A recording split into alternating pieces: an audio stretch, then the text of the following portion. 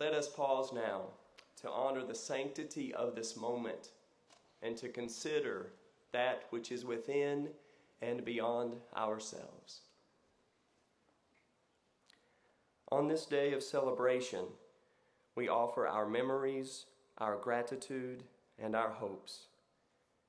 We remember when the eager, thoughtful, and reverent gathered with nervous excitement for orientation. We remember sleepless nights filled with study, conversation, and fun. We remember papers written, tests taken, and theses completed. We remember how we have been changed, how we have been formed while in this place. And for this ongoing process of formation, we offer our gratitude. We are grateful for those who taught us to think critically, to act compassionately, to live with integrity. We are grateful for those who provided food to eat and clean places to sleep. We are grateful for the unique path of each person here, for struggles overcome and victories celebrated. We are grateful for the family and friends who offer support and guidance, for we affirm that none of us made it to this moment alone, and that we all need each other for the moments ahead. And today, as we remember with gratitude, let us look forward with boldness, purpose, and humility. Through our own formation, may we work toward transformation of our homes, our communities, our planet. May we live and work so that there is more compassion than competition, more prosperity than poverty, more wholeness than hunger, and more justice than jostling for power and position. As we go from this place, let us honor what we have been given. Let us honor the holy and the good by giving of ourselves in service to others. I offer all of this in humility and in peace. Thank you.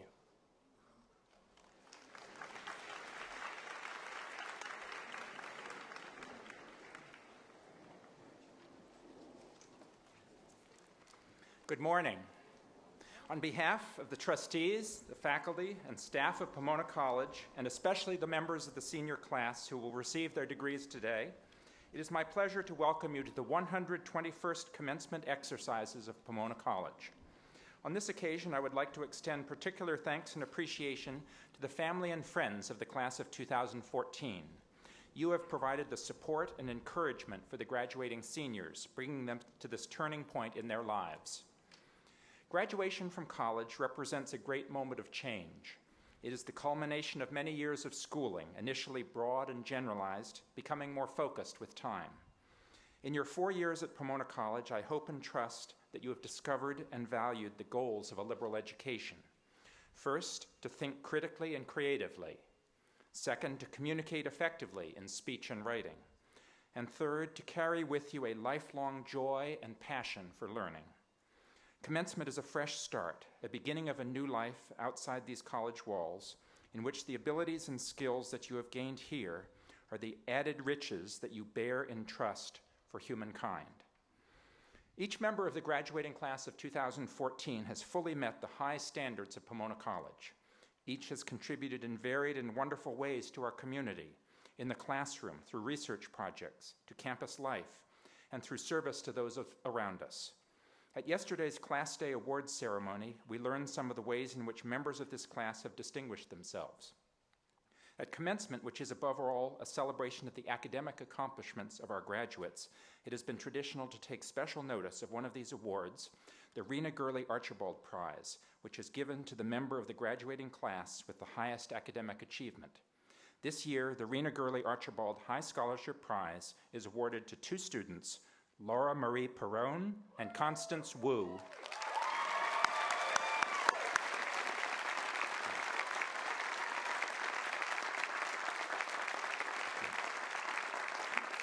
The educational mission of this college relies critically on close collaboration between students and teachers. Pomona College faculty members are dedicated to excellent teaching in all its settings, leading discussions in classrooms, supervising research projects in library or laboratory, coaching teams on athletic fields, preparing students for concert or theater performances, and guiding artists in the studios. And so every year at this time, as it awards degrees to its graduates, the college also honors those of its faculty who exemplify teaching at its best, the winners of the college's Whig Award for Excellence in Teaching. This award is granted each year by a committee of trustees and faculty on the basis of ballots cast by students. It is the highest honor the college awards to its faculty. Let me ask this year's winners of the Whig Award for Excellence in Teaching to stand as I read their names. The James Irvine Professor of Economics, Eleanor Brown.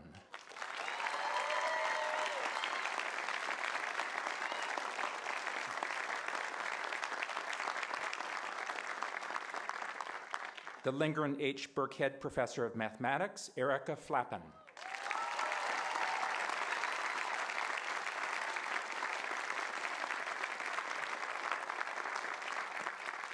Assistant Professor of Politics, Amanda Hollis-Brusky.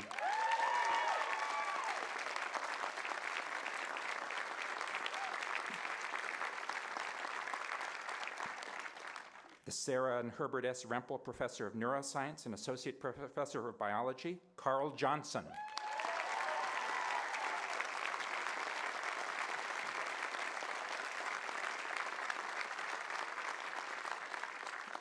Associate Professor of Politics, Susan McWilliams.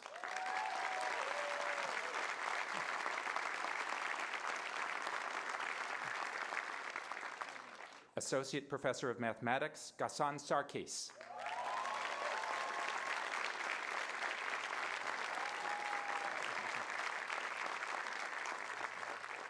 Associate Professor of Religious Studies, Darrell Smith.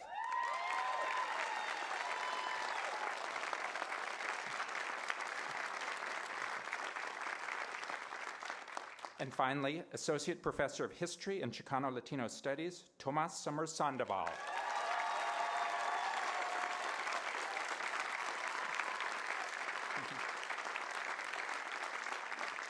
One lesson that I hope every graduating student will take from this college is that the accomplishments of people working together are greater than those of single individuals, however distinguished. Pomona College strives to support collaborative work between students and with faculty, and the chief goal of its staff is to enhance the educational experiences that take place on campus. On this occasion, we are also connected to past and future. The college that we see today and that will educate future generations is here because of the hard work, distinguished accomplishments, and generous support of past members of our community, the literally thousands of people who have taught, worked, and studied here, and the donors who have sustained them. We are particularly honored to have with us, along with faculty, students, staff, families, and friends, 16 members of the college's Board of Trustees, led by our board chair, Jean Buckley, of the class of 1965.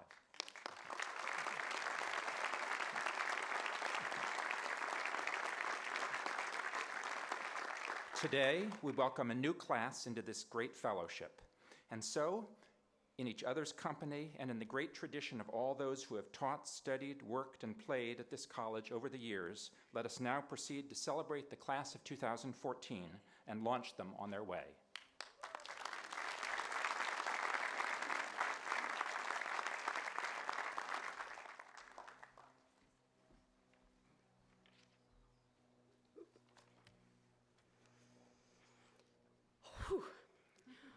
Welcome, classmates, friends, family, faculty, and distinguished guests. I am truly honored to stand here before you as the class of 2014's somewhat democratically elected Empress.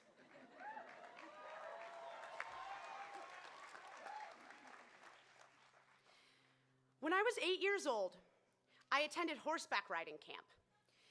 Even after a couple of days, I was too afraid to ride one of the fast-moving ponies by myself. So I volunteered to ride the older, more experienced horse all the other kids were completely uninterested in. So I got on the horse, and we all rode into the woods, and my horse, unsurprisingly, lagged far behind the others. my horse and I finally made it to an idyllic clearing. And this horse came to a complete stop and died right there underneath me.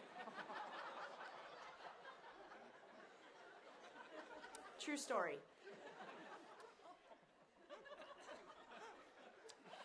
You know, I must have sat on that horse, confused, completely alone, and a little bit hungry for upwards of 30 minutes before someone found me and removed me from the dead animal.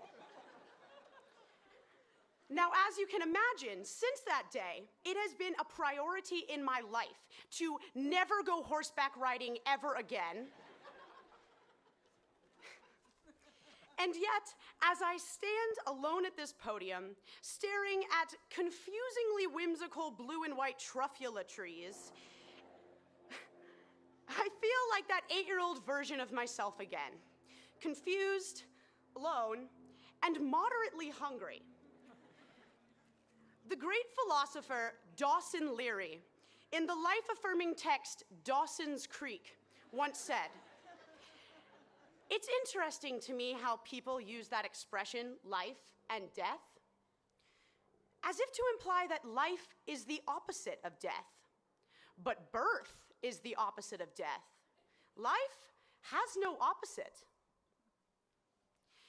EGOT winner and descendant of Lazy Susan herself, Tracy Jordan, from the slightly less life-affirming text 30 Rock, preached that one should live every week like it's Shark Week. I bring up these quotes not to make you question the eternal wisdom of James Vanderbeek, but because most of the life advice that I can give comes from syndicated television. And so in this speech, I will instead talk about something that Pomona has truly given me a deeper understanding of: breakfast food. You see, I entered Pomona College with the naive belief that it would be the paradisical breakfast buffet that would be so easy to navigate that I would miraculously transform into a better breakfast food eater. I was so sure that in a place where I could choose anything and everything, satisfaction would come as easily as the walk from Blaisdell to Frank. Instead, I had no miraculous moment of transformation. And just like in high school, freshman year, I mostly just skipped breakfast entirely. I came back sophomore year with a plan, though. I was going to become a yogurt person. You know the kind of person I'm talking about. The one who never needs the snooze button and hardly even needs an alarm clock at all because they are so in control of their lives, so happy with themselves and the people that other people see them as, that each day getting up for breakfast before it closes at 10 a.m. is not a struggle because they know they are going to make all the right choices about what they should eat, how much they should eat, and who they should eat it with. But while I had my yogurt days, I spent most of that year learning that I was not a yogurt person. And by the beginning of junior year, I resolved to find my own true breakfast food identity. I started experimenting with waffles. And then I tried the omelet line, and then the smoothies, and even the vegan sausage. And it was mostly more satisfying than yogurt. But there was nothing that I loved to eat enough to eat 7 days a week. Yet for the first time at Pomona, breakfast was consistently good. Senior year, I have realized that there is no single breakfast food that I love exclusively. It is the variety that I love. It is the options, the buffet, the ability to wake up one morning and eat all the bacon and eggs and wake up the next and be genuinely satisfied with a cup of yogurt. And then the next day to wake up at noon, just roll out of bed and transition my pajamas into day wear with no breakfast at all. Because after all, there is no place that offers a more diverse menu. either for breakfast or for life, than Pomona College. As college students, we have been confronted with choices each and every day. Some big, some small, some in between. And even though every one of those choices has been an opportunity for us to learn who we are, they do not need to define who we will be. We've now reached the point in my speech where I must tie together an anecdote about a dead horse and an overly extended metaphor about breakfast food. So here it goes. After my journey of self-discovery at Pomona, I feel certain that just as I am no longer that sophomore who tried to eat yogurt every day for breakfast, I am also no longer that paralyzed little girl who sat starving on a dead horse just because she thought it was what she was supposed to do. I'm grateful to Pomona for that, because Pomona has given me the strength to make my own choices, define my own identity, and most importantly, get off that damn horse. And as I stand here, forever, just kidding, still confused, still alone at this podium, and increasingly hungry, I am no longer content to just wait. Instead, I ask all of you, when and where is lunch? Thank you.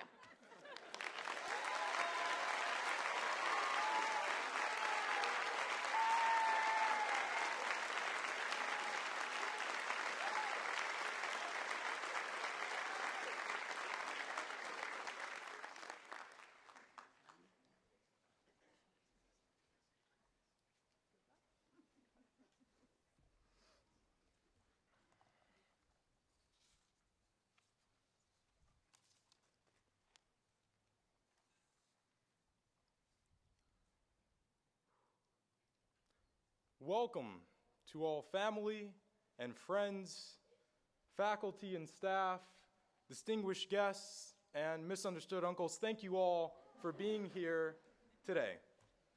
As some of you all may know, a few benevolent members of the senior class took a service trip to San Diego last week.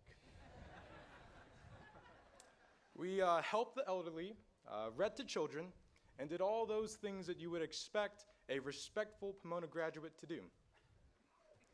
At the apex of this humanitarian effort, I decided to pen this speech.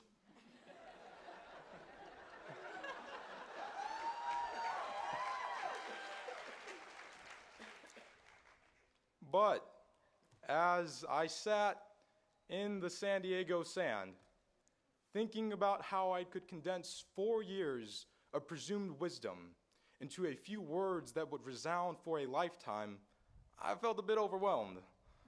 Ideas rushed about left and right. Should I talk about whiskey drinking lessons learned from Professor Lauren Foster? Perhaps parental piety would be nice. A discussion on patriotism, mental health, or Title IX might also suffice. Dreams are laws. Pithy platitudes or pragmatic prescriptions. I was tossed in a tumultuous whirlwind of ideas. I was lost. But out of my exhaustion, I couldn't help but let my eyes wander from my blank page and onto the boardwalk. And there it was. He hit me like a slow whisper from a muse, slow-mo, the Mission Beach folk hero, skated down the boardwalk and onto my blank page. At that moment, I knew I could only give one message: slow down. For those of you all not in the know, slow-mo was recently featured in a New York Times op doc.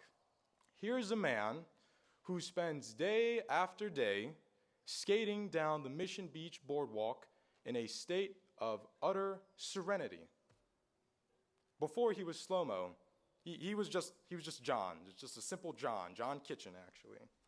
He described himself as a typical, institutionalized, educated Western man who promoted his pocketbook before his spirit. He was a successful neuropsychiatrist who had achieved all that mainstream minds thought was desirable. He was powerful and wealthy, influential and respected. He lived the dreams of our friends north of 6th Street. In his own words, now mind you, in his own words, he was a jackass. Now, although I might tempt naivete by challenging a man who has gained more wisdom and consumed more hallucinogens than I ever will in my life, I think he was mistaken. It's not that John the neuropsychiatrist was a jackass. It was that in his past life, he didn't slow down. He didn't think critically. John, like most Americans, found himself speeding along the regimented path, falling for the trappings of modernity and all of its red herrings for happiness. But he was not alone. Every year, over the last 4 decades, UCLA has taken a poll of their freshman class. In 1966, only 42% of that freshman class said that they thought being well off financially was essential to a successful life. In 2006, a whopping 75% of students deemed being well off financially a requisite for a successful life. This earnings arm race has left crucial casualties in its wake. In our rabid pursuit of riches, we have staked sacred humanity for gilded hopes.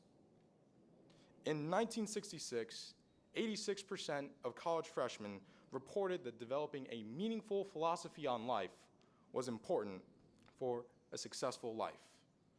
Today, less than half of us heartless millennials deem developing a meaningful life philosophy important.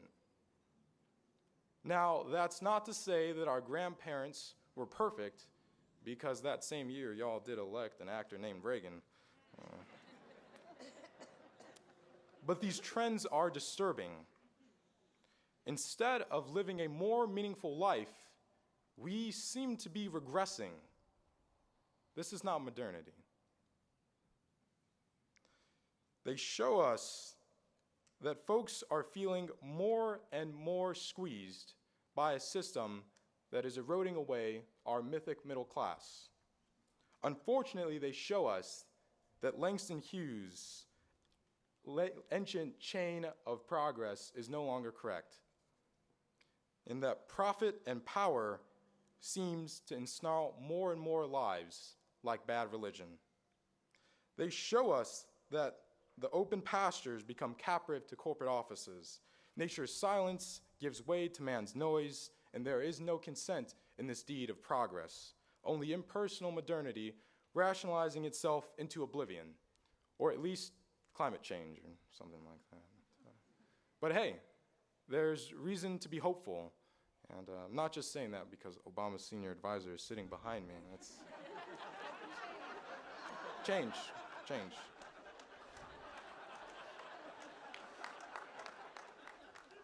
I'm not going to get a job. Thanks.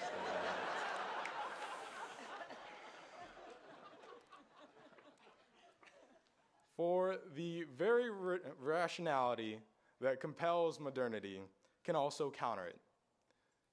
Thankfully, for all of you all, you've just spent the last 4 years sharpening the skills needed to slow down. The true fulfillment of a liberal arts education encourages deliberateness and reflection. Remember your rare grooming and slow down. Before you rush through rote societal roles, slow down. When technology and the increase for quantifiable efficiency innovates away the inarticulate beauty of humanity, slow down. When overly deconstructed individuals dissolve communal ties before constructively building new bonds, slow down. 4 decades is a short time span for this profit-oriented perspective to proliferate. Our underlying human nature moves far slower. Regardless of how we may posture on the surface, people still want good families, still want good values, and still want good communities. Slow down for these things. As we walk through those college gates together, know that your boardwalk need not be years or miles away. Know that you can live your boardwalk now if you simply slow down. Thank you.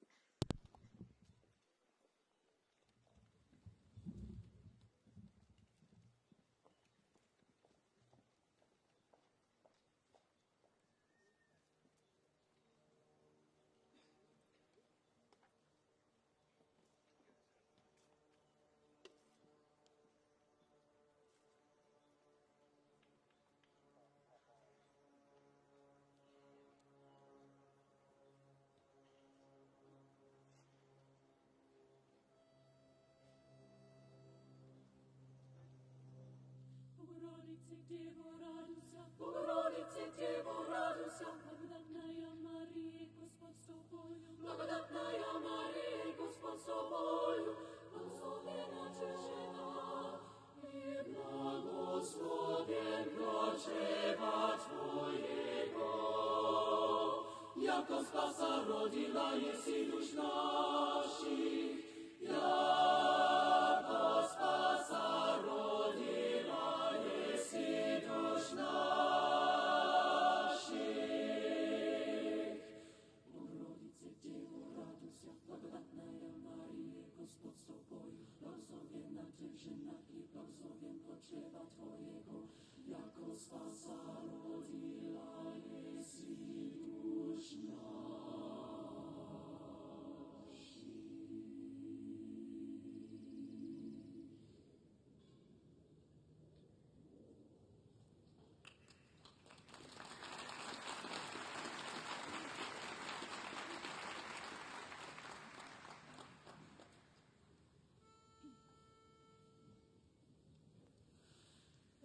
Exultate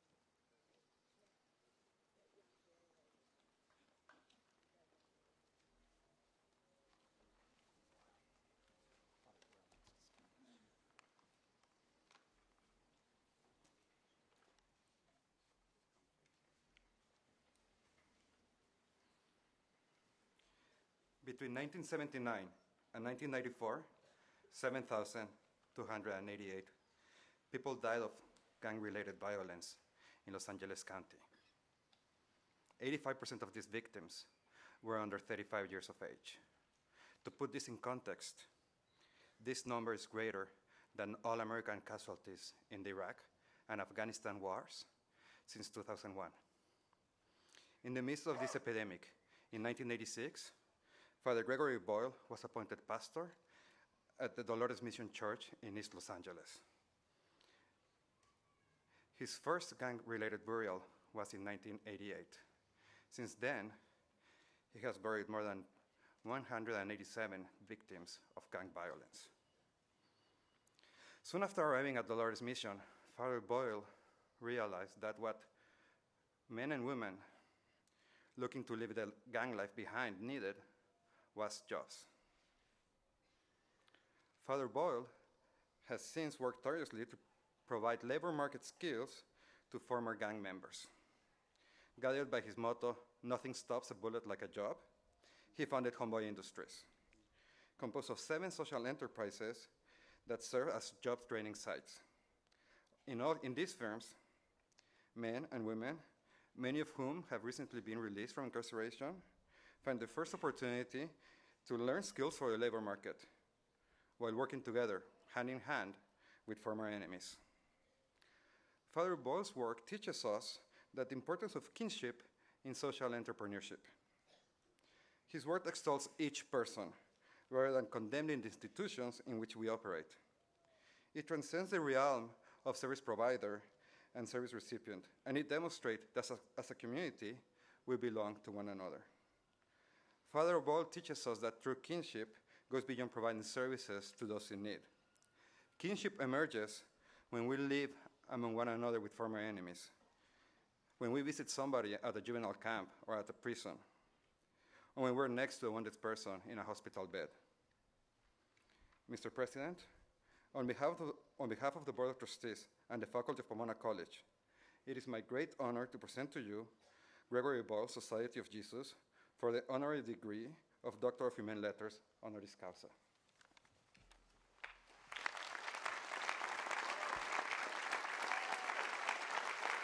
Father Gregory Boyle, by the power vested in me by the Board of Trustees, I confer upon you the degree of Doctor of Humane Letters in Pomona College, honoris causa.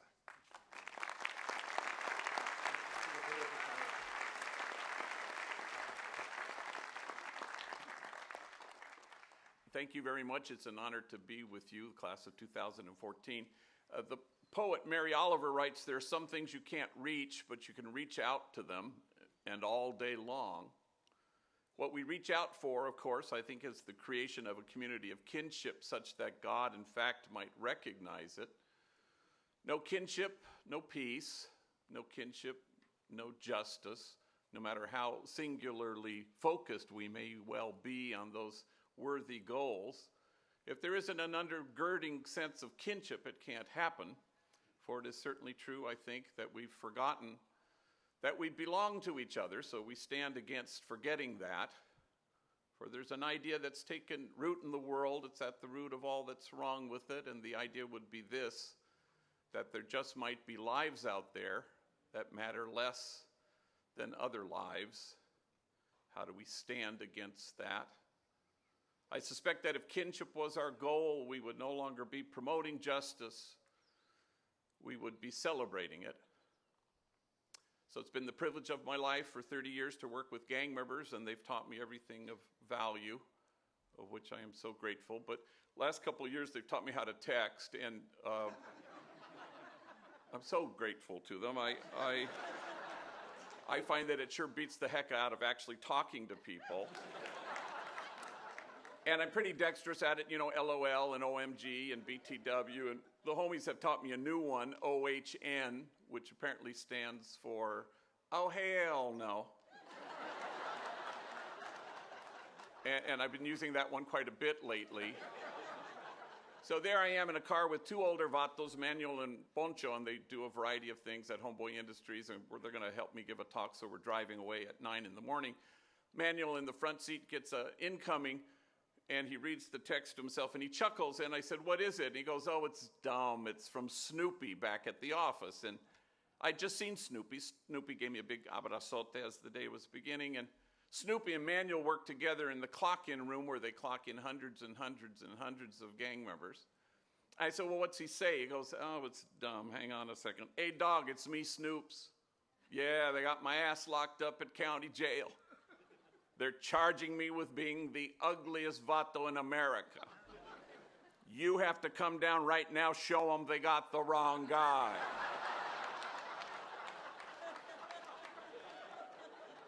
Well, we died laughing, and then I realized that Manuel and Snoopy are enemies. They're from rival gangs. They used to shoot bullets at each other. Now they shoot text messages. And there's a word for that, and the word is kinship. How do we obliterate once and for all the illusion that we are separate, that there is an us and a them? All of us are called to move beyond this place to something larger. What Martin Luther King says about a church could well be said of your time here at Pomona. It's not the place you've come to, it's the place you go from. And you go from here to imagine together a circle of compassion, and then imagine nobody standing outside of it. And you choose to dismantle the barriers that exclude, and you're inching your way always out to the margins, and if you check under your feet, the margins are getting erased because you've chosen to stand there with the poor and the powerless and the voiceless, with those whose dignity has been denied and those whose burdens are more than they can bear. You are privileged to be able to stand with the easily despised and the readily left out, with the demonized so that the demonizing will stop, and with the disposable so that the day will come when we stop throwing people away. The measure of your compassion lies not in your service of those on the margins, but in your willingness to see yourselves in kinship with them. Maybe there are some things we can't reach, but we can reach out to them. And all day long, Pomona is not the place you've come to. It's always been the place you'll go from. And you go from here to create a community of kinship such that God, in fact, might recognize it. And good luck, and God bless class of 2014. Thank you.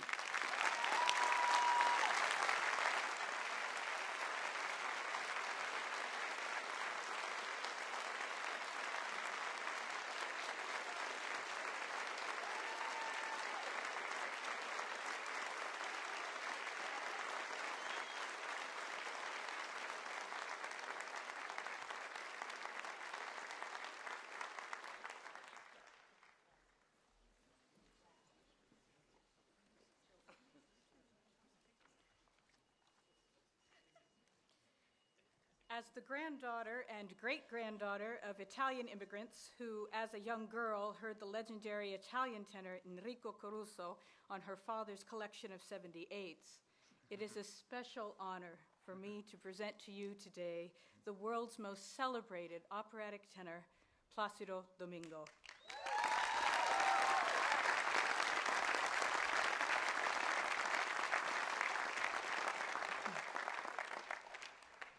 Born in Madrid as the son of two stars of the zarzuela, the Spanish form of light opera, Maestro Domingo spent his formative years in Mexico City. He attended the conservatory there, initially as a pianist and conductor. But singing was in his genes, and at 19, he auditioned for the Mexican National Opera as a baritone. In its wisdom, the audition panel asked him to sight read a tenor aria, and the rest, as they say, is history. In the intervening 54 years, an utterly unheard of span for an opera singer, Mr. Domingo has sung almost every major leading role in the Italian, French, German, and Russian opera repertoire of the 19th and early 20th centuries, along with others from earlier and later eras, nearly 150 roles all told. These masterful performances tell the story of his remarkable career. He is, first and foremost, a consummate musician. His preparation for each role is meticulous, and he has a rare gift for embodying the characters he portrays, immersing himself completely in each until he is transformed. Whether it be the murderous jealousy of Othello in Verdi's title role, the broken heart of Rodolfo in La Bohème, or the despair of Cavaradossi in Tosca, his intensity and passion are palpable. For these moments, he is Otello, he is Rodolfo, he is Cavaradossi, and we are there with him. Now in his 6th decade as a world-class performer, Mr. Domingo maintains an extraordinarily full schedule both on the stage and on the podium. He conducts regularly, as he has done since the 1970s, bringing to each work the perspective of a musician with more than 50 years' experience singing the very operas he now conducts. And of course, he still is singing constantly. His voice is, in a word, gorgeous, possessing what Beverly Sills once described as a unique sheen. It is so sympathetic, she said, and so innately beautiful. Mr. Domingo has received countless accolades for his singing, his artistic leadership, and his generous philanthropic work. He has won 12 Grammy Awards. He has served as general director of 2 major opera companies, including our own Los Angeles Opera, and he has been honored by governments around the world. He is a knight, a cavaliere, a chevalier, a commandeur, and in the United States, both a Kennedy Center honoree and a recipient of the Presidential Medal of Freedom. Having accomplished so much in the great opera houses and concert halls of the world, Mr. Domingo graces our stage today. Mr. President, on behalf of the Board of Trustees and the faculty of Pomona College, it is my profound honor to present to you Placido Domingo for the honorary degree of Doctor of Music.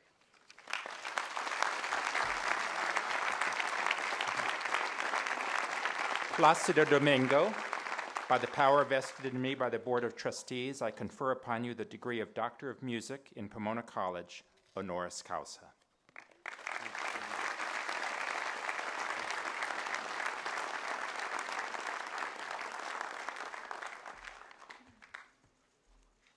Thank you, Mr. President.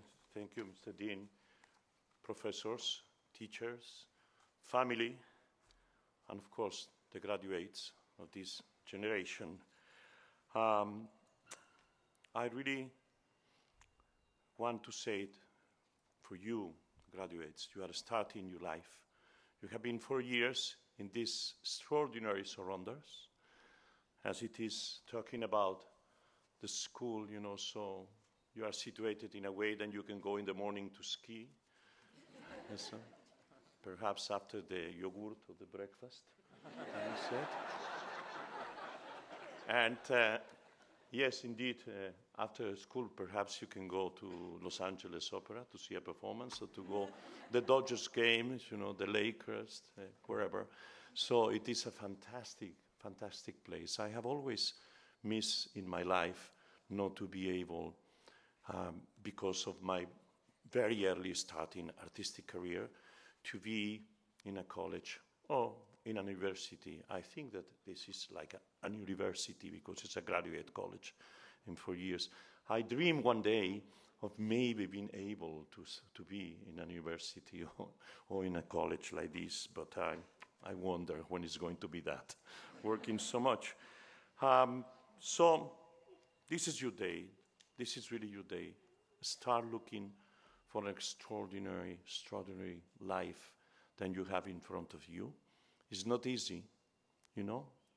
Youth, remember, is something, it's just something, it's a little mistake in us that passes with the years, you know. So, but the youth, it gives you all the possibilities. This is your time. These are your years, and I wish you all the best being around. And California, or from wherever states or places of the world you are coming. Well, I really came to know about Pomona's college academic excellence through my friendship with the late Richard Seaver and his son Carlton.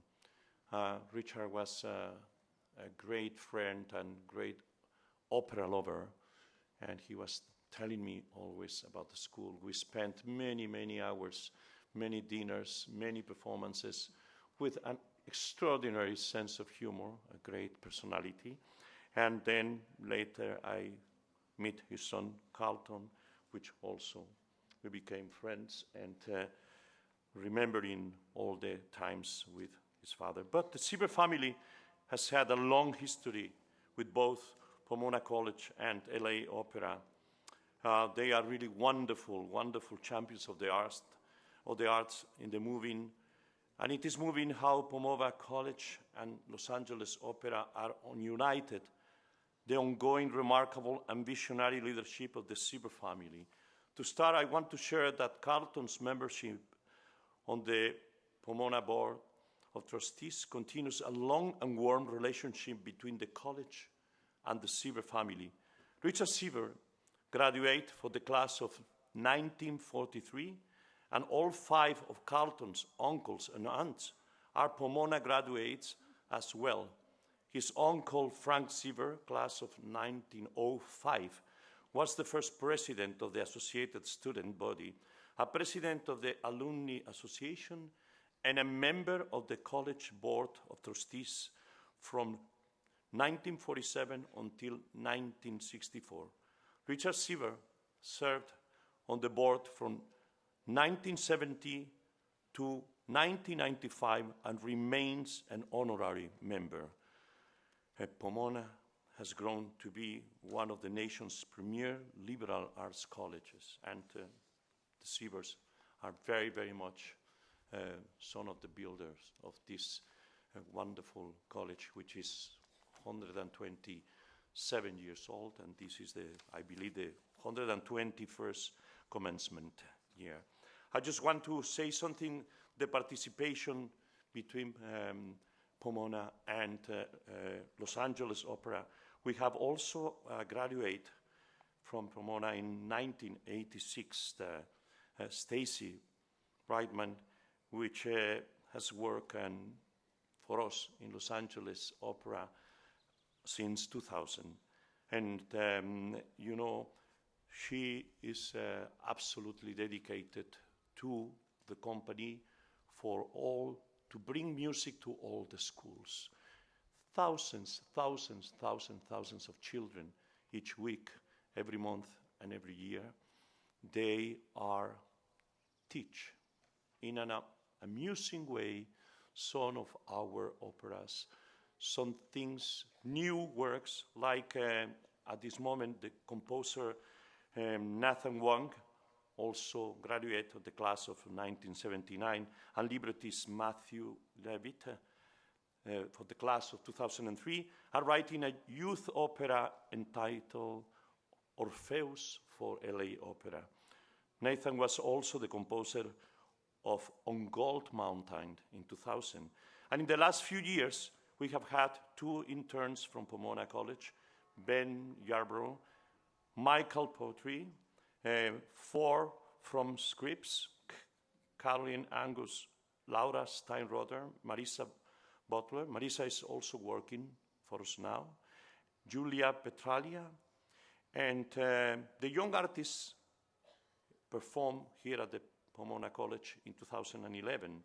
And it has been many of you, or some of your companions, they have been coming to the rehearsals of performances to LA Opera, performances of Don Giovanni, performances of the Foscari.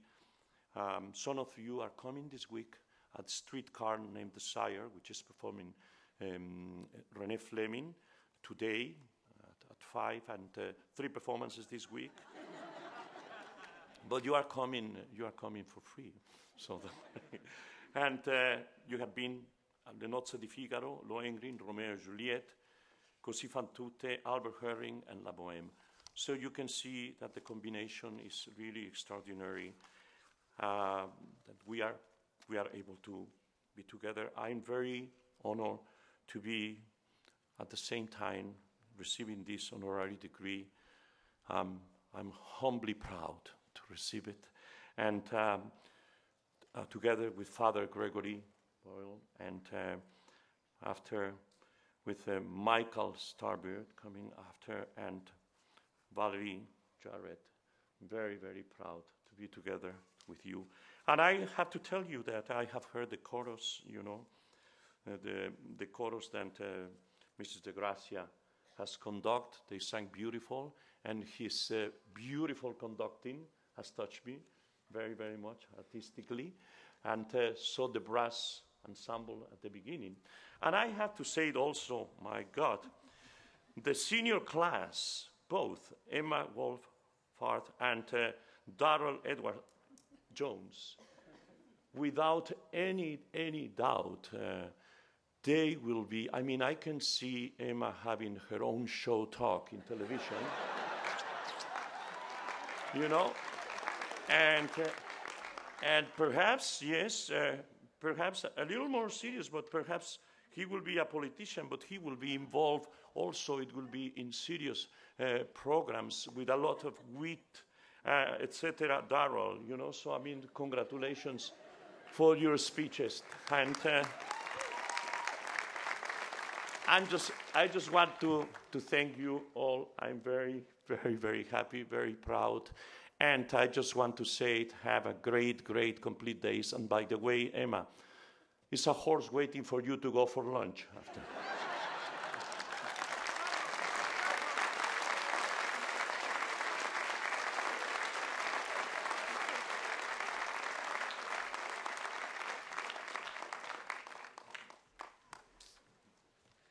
It is my great pleasure to introduce Professor Michael Starbird, class of 1970, distinguished teaching professor and professor of mathematics at the University of Texas, Austin. Professor Starbird is the winner of numerous awards and honors, including the Jean Holloway Award for Teaching Excellence, the President's Associates Teaching Excellence Award, and the Mathematical Association of America Deborah and Franklin Hymo Award for Distinguished Teaching in Mathematics. He is a member of the Academy of Distinguished Teachers and an inaugural fellow of the American Mathematical Society. One of his books, The Heart of Mathematics, was acclaimed by the American Mathematical Monthly as possibly the best book for non-mathematicians it has ever reviewed. Professor Starbird works in a branch of mathematics called topology, generally the study of shapes. Topologists are known for not knowing the difference between a coffee cup and a donut. But Mike seems not to have suffered unduly from this deficiency. Topologists like to explore the twists and turns of objects, and it is interesting to see how Mike's own life path has twisted and turned since his childhood in Southern California. After high school, he matriculated to Harvard, but after 1 year, he realized his mistake and transferred to Pomona College,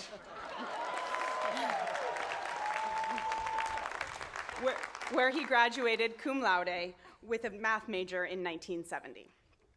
He went on to get a PhD at the University of Wisconsin and subsequently joined the faculty in Austin. He has maintained his connections with Pomona College, however, and in 1975, his family established the Starbird Lectures.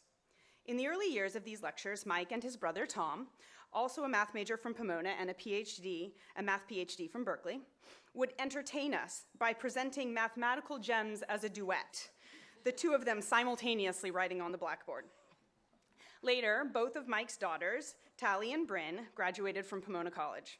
Indeed, I had the fortune of teaching Tally when she was here, and I even got to see her this morning, which was fun. Mike used the opportunity of his daughter's presence on campus to visit our department from time to time, always offering up some of his favorite puzzles.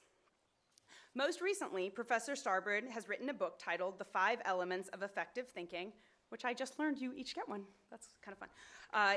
In which he points out how many of the fundamental ideas and skills involved in abstract mathematical thinking are relevant to success in everyday life. I quote from his book, "Education does not stop with the end of your formal schooling. Even if your formal school days are long past, you are still a student and hopefully will always be one. You can choose to learn habits of thought that will help you to meet the ongoing challenges of life, personal, professional, and societal. We are proud to have Professor Michael Starbird as a Pomona alum and delighted to honor him today. Mr. President, on behalf of the Board of Trustees and the faculty of Pomona College, it is my great honor to present to you Michael Starbird for the honorary degree of Doctor of Science.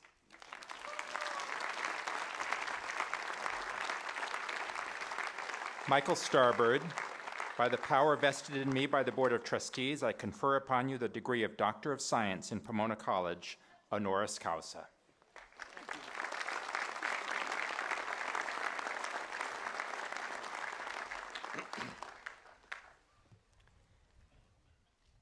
I was a little disappointed that Joe didn't mention that I also sing.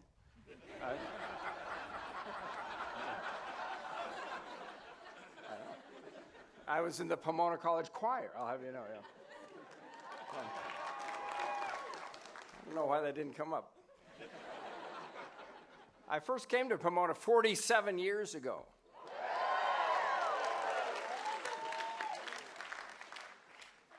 And it was just recently before that 47 was actually discovered or invented.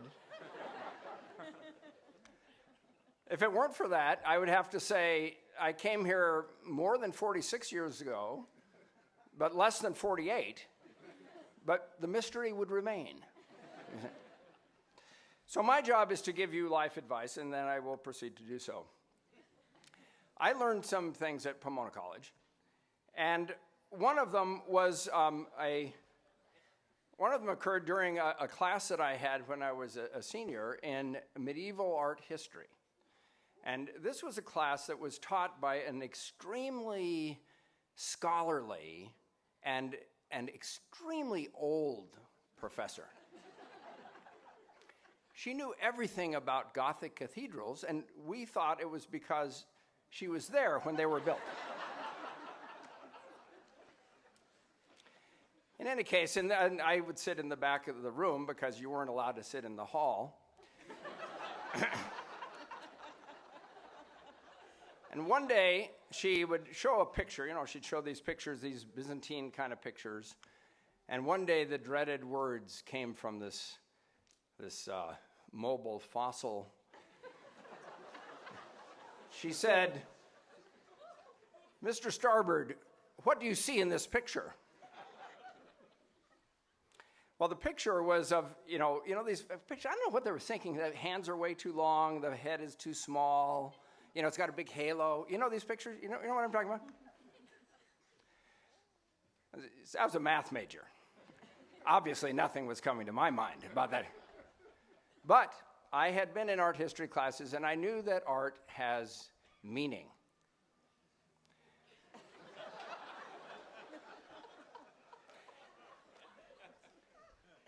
So I said, I think the halo represents the circle of life, emerging from the darkness of the primordial void, arcing into the glory of shining heaven, and proceeding on to the infinity of the abyss. I assure you, it was ripe. She said, "Cut out the bull and tell me what you see."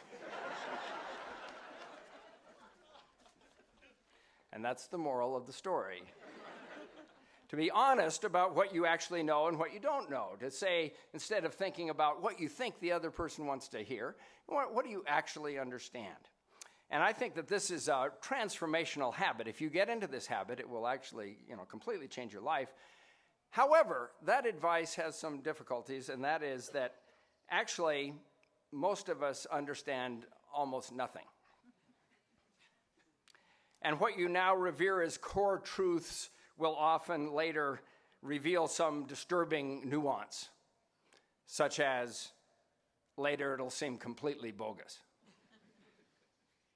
In my generation's case, the attitude was, you may remember, that you would never trust someone over 30. Somehow that's an example that would not lend itself to an example of enduring wisdom that will stand the test of time. But at the time, it seemed fine.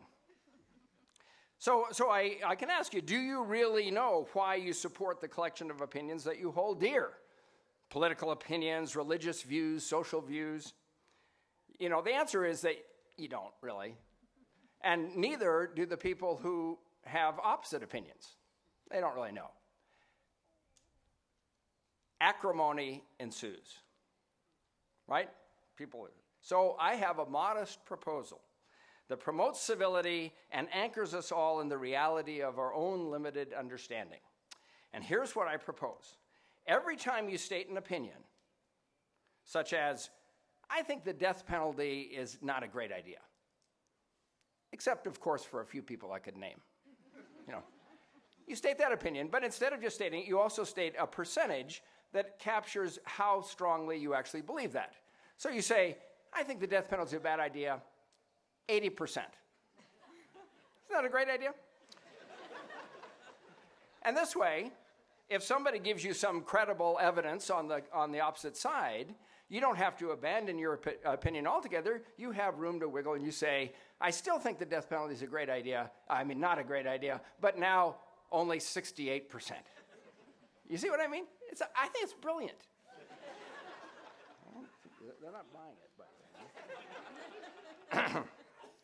Also, anybody who says that they are 100% sure of any opinion are really saying that they're completely closed-minded and that no amount of evidence will penetrate the concrete.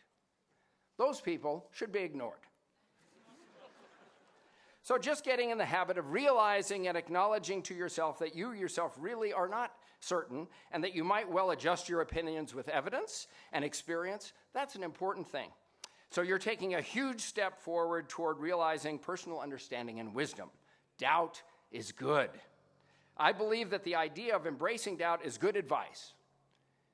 About 93%. But I do have one small complaint to make to President Oxtoby. Sorry. But when he called me and told me about this wonderful honor, I was quite sure that he said I would have 3 to 5 hours to speak. I thought that was about right to get started. But only recently did I learn that it was supposed to be 3 to 5 minutes. That was annoying. So I decided the only way to handle this disappointment was to give you each a copy of my book co-authored with Edward Berger called The 5 Elements of Effective Thinking, and it basically describes how to become more insightful, more innovative, and more creative. And so I hope you do enjoy it, and you all had it on your table there. So anyway, thank you, and best wishes for a constructive and happy life, 100%.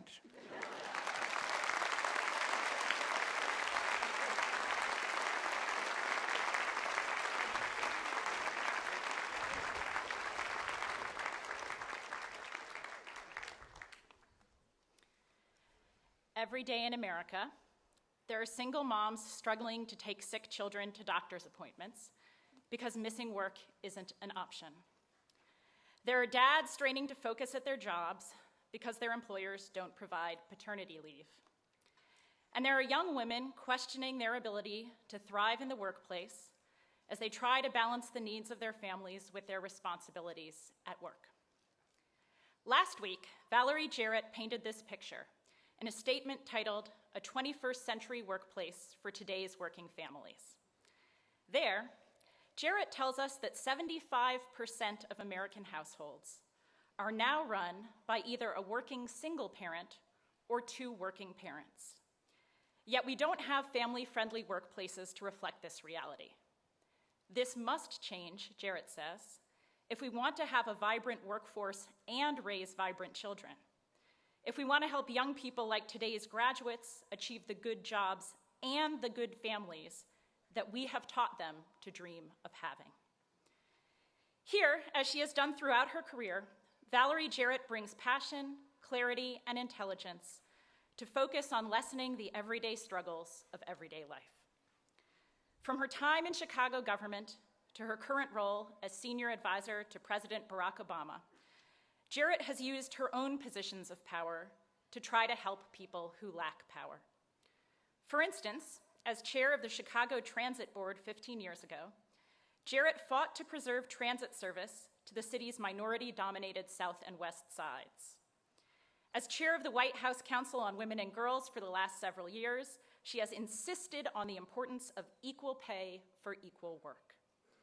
She is known by many as the conscience of this presidential administration, as a person who straightforwardly addresses the real difficulties faced by real people in the real world today.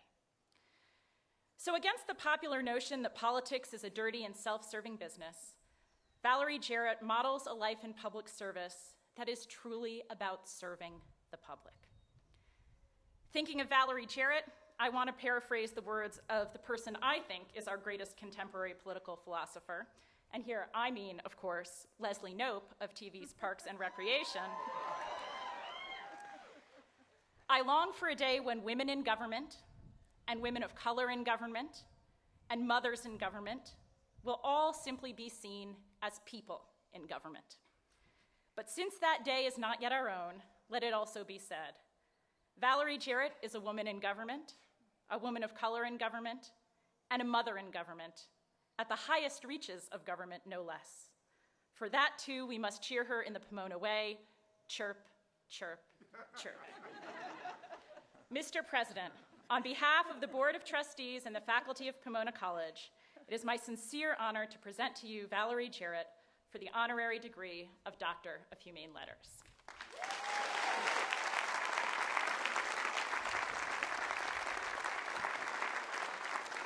Valerie Jarrett, by the power vested in me by the Board of Trustees, I confer upon you the degree of Doctor of Laws in Pomona College, honoris causa.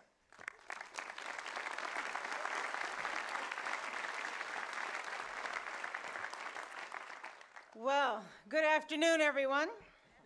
Oh, come on. Good afternoon, everybody. I'm just checking to see if you're awake. I know how late you stayed out last night. So, Susan, thank you for that incredible introduction. I was wondering maybe if you could come along with me every time I speak and give that same introduction. Of course, I also want to congratulate you on the WIG Award. Yeah, come on, a round of applause. I thank President Oxtoby for this incredible invitation and honor. I've had the pleasure of knowing David and Claire for over 2 decades, since their son and my daughter were in nursery school together. So, yeah, this is a very special day for me. I also want to thank, of course, Jean Buckley, the president of the Board of Trustees, the rest of the Board of the Trustees, the faculty, the Honorary Degree Committee for this tremendous honor. It's a pleasure for me to receive this degree from such a prestigious institution with my fellow honorees, and also without having to take a single final exam, eat your hearts out, class of 2004. But to the class of 2004, this is your day. And so for that, I want to offer my congratulations to you. You're about to embark on an incredible journey.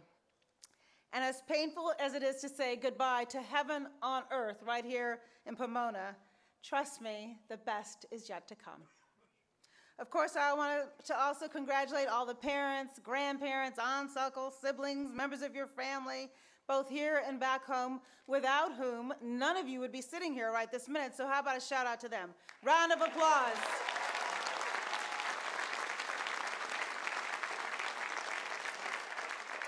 Thanks to their support and the incredible instruction and encouragement of the faculty and the staff right here at Pomona, you are now poised to write your next generation's chapter in our collective history. And I hope you feel a little pressure, just a little pressure right there. It does feel really good to be back in California. As you may know, I'm a Stanford alum, where our mascot is maybe admittedly just a little less intimidating than your mascot. Sometimes I forget just how relaxing and friendly everyone is out here. I don't know what I am doing in Washington. I belong right here with you. Talking about relaxed, I love the tradition of everybody clapping as the graduates walk by, and I want you to know that I was peeking not at your faces, but at your feet. I just didn't see a whole lot of closed-toe shoes out there in the audience there, but that's wonderful. Which reminds me, though, I've been asked to encourage all of the members of the new Alpha Phi fraternity sorority to please keep your gowns zipped up. Yeah, I heard all about what happens. We're going to keep it PG right here. But in all seriousness, I am just honored to be with you on this really special day. Over the past 4 years, class of 2014, you've made this campus your home. Under the watchful eyes of your spomas and your spopas, right? Did I get that even remotely close? And I was also warned not to mention the sponcest that happens from time to time, so we're not going to go there. You have no doubt made lifelong friendships. As you grew to understand and appreciate both the rewards and the responsibilities that go along with being a member of this very special Pomona family. Now, as you leave campus, I urge you to hold fast to your extended family, for those relationships will only grow much more precious if you continue to nurture them. My best friend from college, Gwen Poindexter, that's a name you never forget, right? Remains one of my closest friends to this day.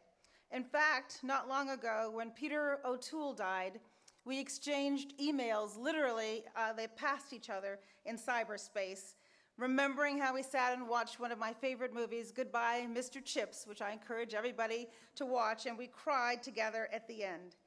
But it is the bonds that we shared since graduation and the hard work that we did to maintain that incredible bond and friendship over the years that has solidified our lifelong friendship. I also encourage you to embrace the philosophy of Ellen Johnson Sirleaf, the president of Liberia and the first African woman head of state, who famously said, "If your dreams do not scare you, then they're not big enough." Your Pomona diploma is evidence that you are among the best and the brightest. You've proven that you're smart, you've proven that you know how to work hard, you've proven that critical thinking is something that you embrace. So the question now becomes, do you have the courage to succeed in the real world? Each of you has had an irrefutable potential to achieve your wildest, far-reaching dreams. And in fact, I've heard many of you are off to a pretty good start. Johnny Heyoung, are you here today? Where's Johnny? I know you're out here somewhere. So for example, Johnny has conducted in-depth research to maximize the impact of global aid to empower young girls. Love that.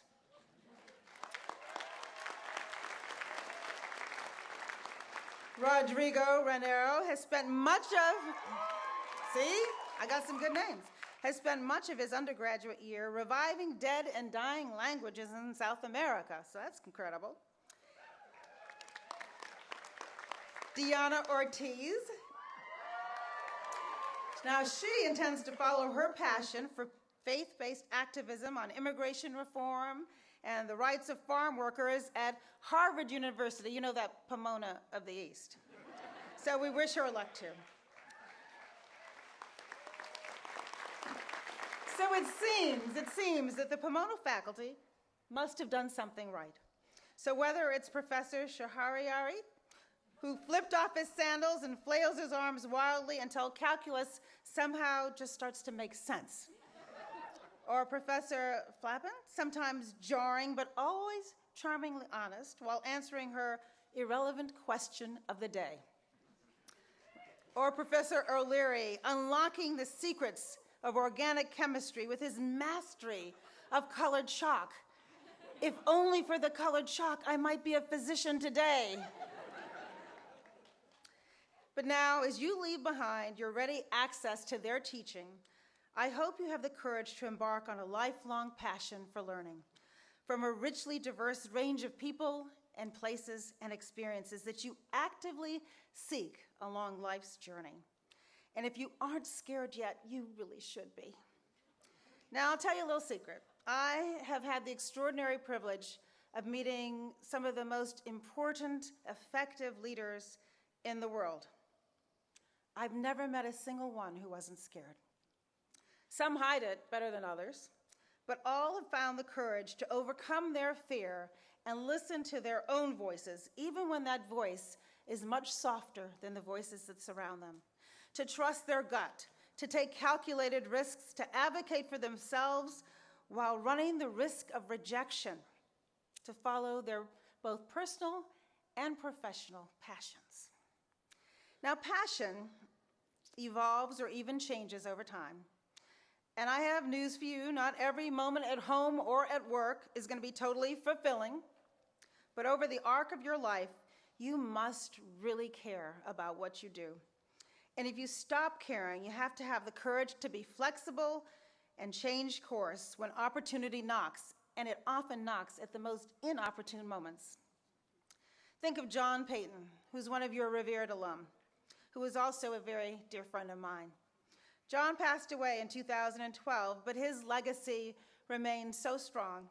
He had an incredible career, including serving as the president of the NAACP Legal Defense Fund for 4 years, and the lead counsel who successfully defended the University of Michigan and the University of Michigan Law School, my alma mater, before the United States Supreme Court in a landmark case on affirmative action.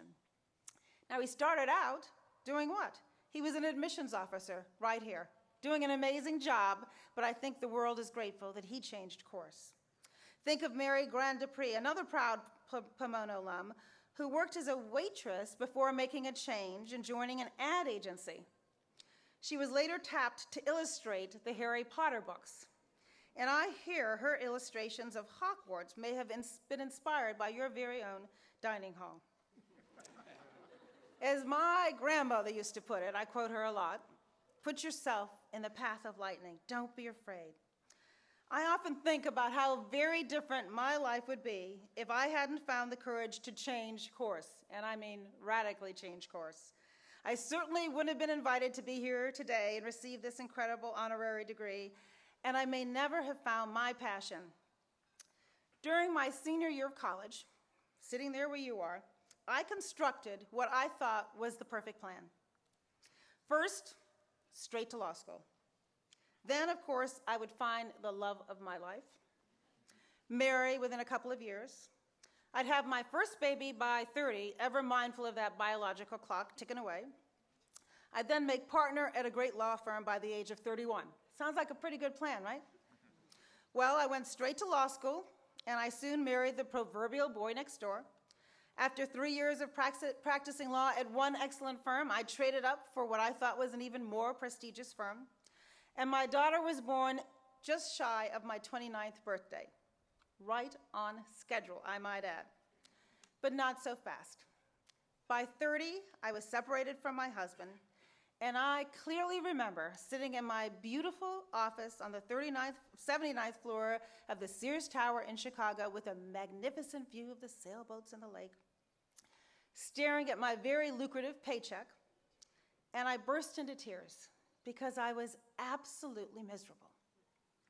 So I had to make a decision, keep following my original plan, and I was a little rigid back then, or be honest with myself and search for my true passion.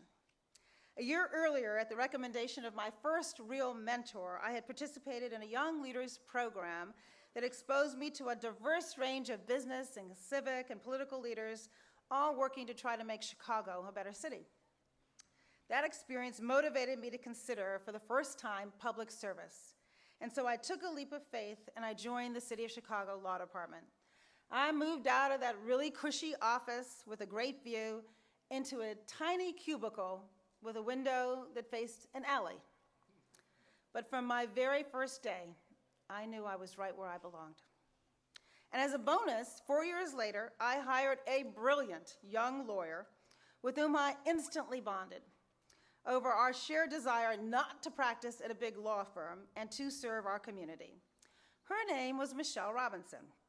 And when we met, she was engaged to this skinny guy with a really funny name, Barack Obama. And the rest, well, you know the rest. Now, a lot has changed since I began my career long time ago. Today, women are graduating from college and graduate school at higher rates than men.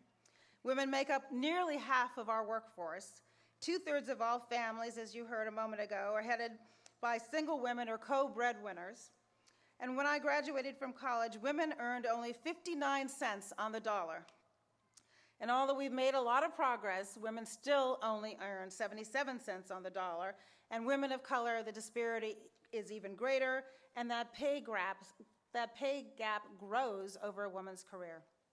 That's why the President has decided to have a White House Summit on Working Families coming up June 23rd, a shameless plug for our summit. And we're going to discuss how to keep the United States globally competitive as we face these changing demographics. So I do believe that the 21st century workplace needs to reflect the values and priorities of the 21st century workforce. Class of 2014, that means your values. It means your priorities. At the summit, we're going to highlight the best practices of workplace flexibility and closing the pay gap and creating opportunities for promotion and paid leave for sick leave and maternity leave and paternity leave and to take care of our elder parents. And as many other improvements as we can think of to improve the workplace so that it can be expected to retain and attract the talent that we're seeing right here in front of us. But here's the thing. You all have to have the courage to speak up. You have to advocate for yourself over and over and over again and fight for that balanced life. I've often said that in life you can have it all, but not necessarily at the same time. But I also believe that the 21st century workforce shouldn't have to choose between family and success. Evidence shows that employers who recognize the importance of balance end up with a more productive workforce with less turnover and more profitable. So class of 2014, if you have suggestions, you can tweet me at VJ44. Let me know what you think you need in order to thrive in the workplace. Speaking of technology, these advances in technology have provided another source of fundamental change, dramatically improving our productivity and how we interact. But I caution you to ensure that those advances do not rob your generation of the inherent richness of the human experience. Raise your hands if you have texted, tweeted, Facebooked, Instagrammed, Snapchat, any of that while I've been talking. I know it's more than one person. When I leave here, I'm going to be checking and finding out, so you might as well fess up. But this is what I'm talking about. It's okay, but please make sure to regularly pause from social media and take in life in real time. It's all right. Enjoy the moment with no pixels, with an even clearer picture than HD is going to give you. The reason why you came here to learn, rather than simply taking classes online, is direct engagement, human interaction. And I do worry, as we are increasingly using technology to connect, that we run the risk of missing out on an intangible but essential element in creating healthy, honest, and trusting relationships. Let's face it, it takes courage to say what you think and feel while looking directly into someone's eyes. And it also takes practice. And the truth is, you will suffer both professionally and personally if you don't master that skill. We all know the pain that ensues from cyberbullying, yet is it increasingly happening at an alarming rate. And believe me, in the public life, we all have no choice but to develop tough skins. Just look at my Twitter feed and you'll see it firsthand. But you will be the ones who determine just how we use that precious ability to connect. The future of our culture is actually in your hands. With courage, you can inject decency rather than coarseness into our dialogue. And boy, could we use some of that in Washington. So please run for office. Bring it with you and run for office. And you can begin right now by putting down the phone when you have dinner with your families tonight. I know that you're all going to have dinner, and so when you do, and now I'm not here to lecture you, so don't get touchy. That was just a gift to your family. Hashtag you're welcome. But also remember that before I hire anybody, I always check out everything that they've been doing online. And believe me, we have ways of finding out everything you've been doing online. All right, so that was actually funnier than I intended it to be. Having cautioned you about the internet, I also want to remind you that everybody makes mistakes. Goodness knows, everyone. And you just can't allow those mistakes to paralyze you or the fear of anticipating the inevitable failures of life that lie ahead. And I mean that, inevitable failures. And while you're going to need courage to take risks and try new paths, you're also going to need courage to have resilience, to learn to laugh, bounce back, learn from your mistakes whenever you stumble and fall. One more subject that I'm sure your family is going to appreciate is your health. There's a reason why we call your generation young invincibles. You actually think you're young and invincible. But even though you feel like $1 million today, life can throw you a curveball. It's not courageous to gamble with your life.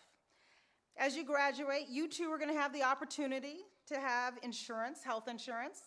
You can receive it through your job. You can stay on your parents' plans until you're 26. Your parents are delighted to know about that. Or if you don't have those options, you can go to the very, very smoothly working healthcare.gov and sign up for health insurance. I was going to edit this out, but just one more thing. By the way, do you know the number of Americans with health insurance who did not have health insurance before the Affordable Care Act was passed? 47 million. 47. 47's everywhere these days. Now, class of 2014, when I was in your place, it would have been inconceivable to me that one day I would serve as a senior advisor to the President of the United States or even work in the White House, because it wasn't in my plan. But I know your dreams are far greater than mine.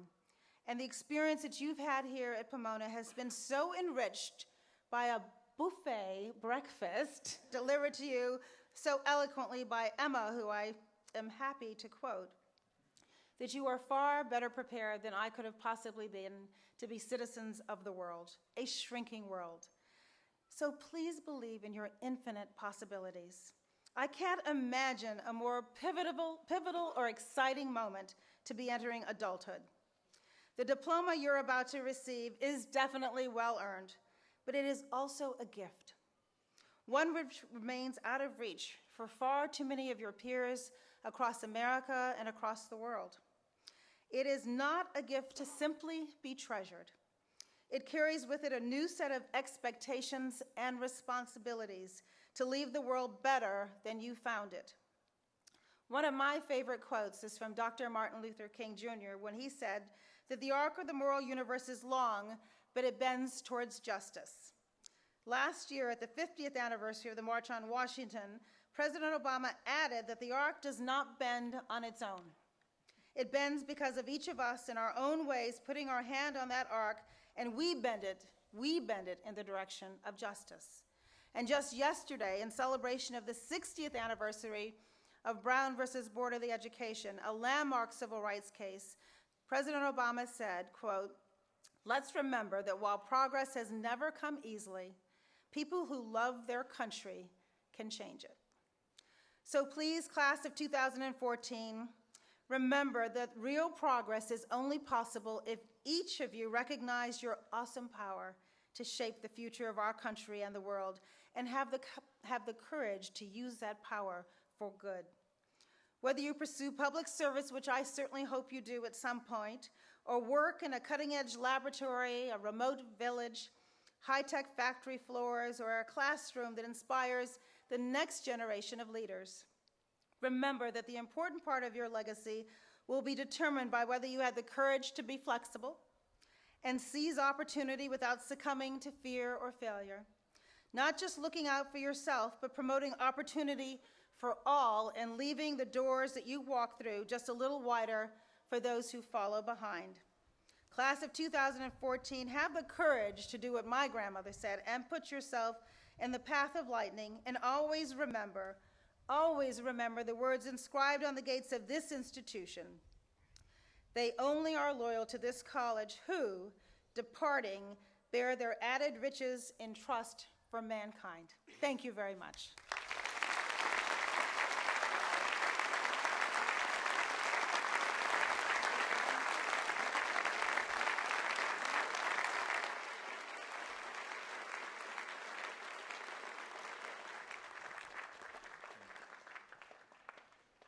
We will now proceed to the conferring of degrees. Will the members of the class of 2014 please rise?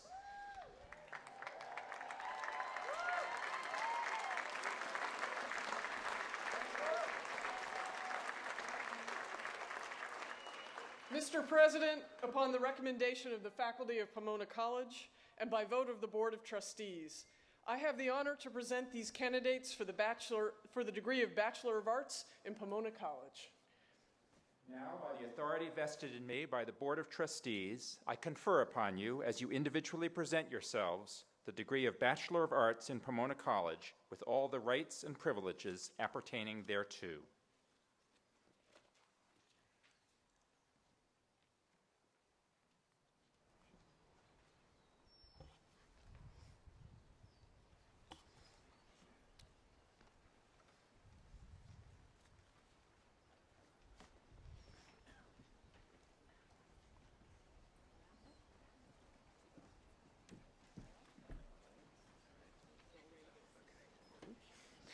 Miranda Elise Fox.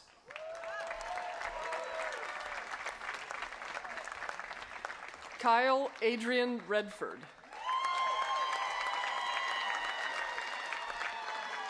Nicholas Robert Shorer.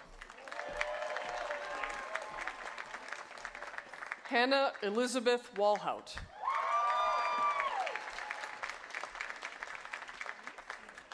Alexandra Sophia Antonopoulos. William Anselm Appleton. Kelsey Marie Atkinson. Ayana Oforiwa Austin DePay. Yeneas Bree Autumn. Gabrielle Andrea Beatty. Prachi Banthia. Jacob Anthony Barrera.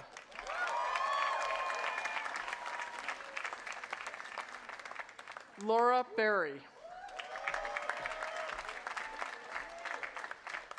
Nicole Jacqueline Bautier. Eve Jacqueline Beausoleil.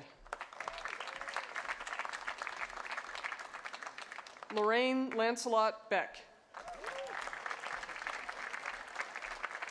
Taylor Allen Beckwith Ferguson.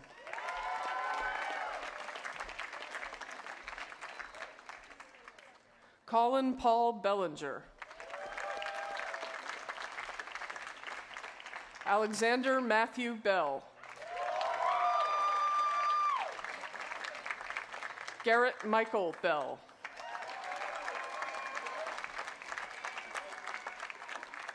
Adam Martin Bellsberg.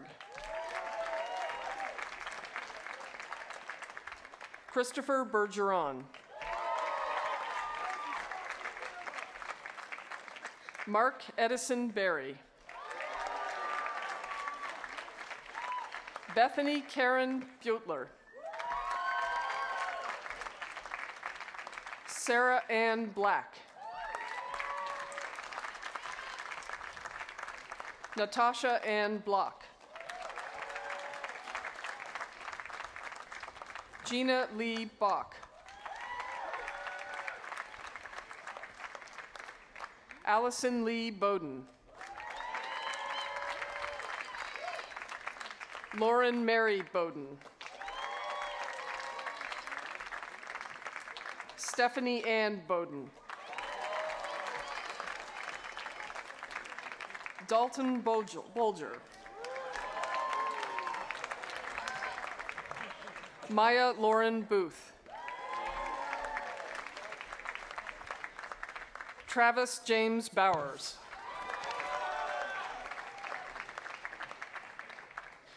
Jonah Cher Breslow. Claire Rosemary Brickson. Kristen Nicole Brickmanis. Benjamin Jacob Brostoff. Sarah Christine Buhorn. Michael Slade Burns.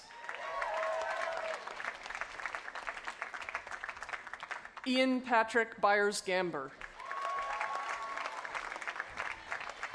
Eva Jordan Byrne. Byron King Callan IV. James Avery Canepa. Jesse Alexander Caro.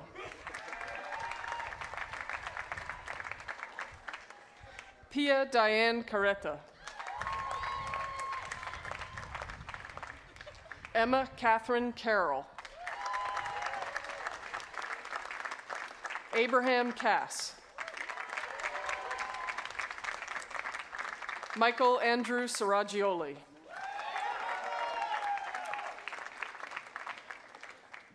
Alice Zayu Chan.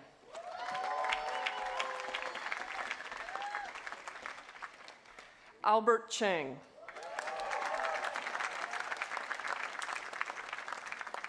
Howard Chang. Samantha Chow. Alan Paul Chen.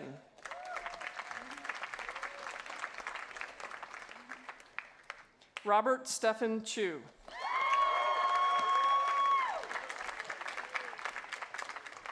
Jackie Ching.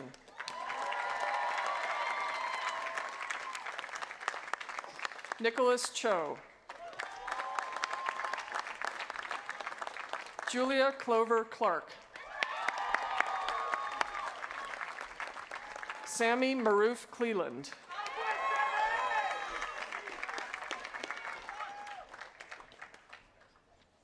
Oluwatobi Oreluwa Clement. Rebecca Molly Klingman. Thomas Lyle Conkling. Larkin Margaret Corrigan.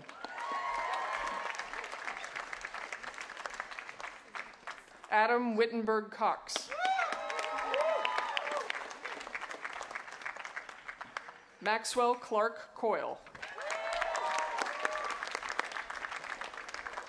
Marilyn Grace Cresswell.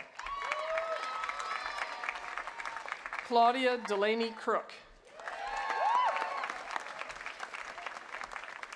Maricela Cruz. Rachel Kalani Davidson. Naira de Gracias. Madeline Rose DeMule. Eric Alexis Darras.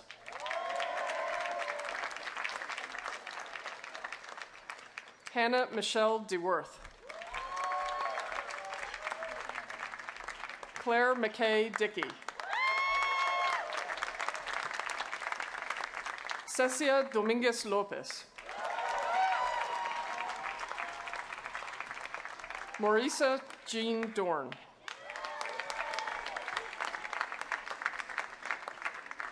Leah Renee Dove.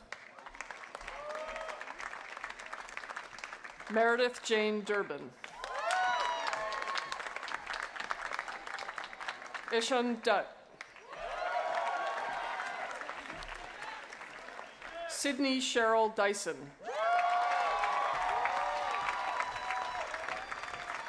Rose Parker Egelhoff. Maria Grace Elman Horvath. Zachary John Ernst. Joaquin Estrada.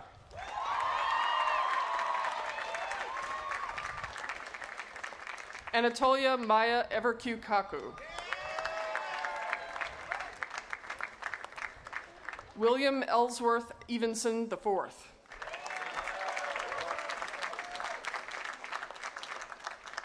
Joel Faliano.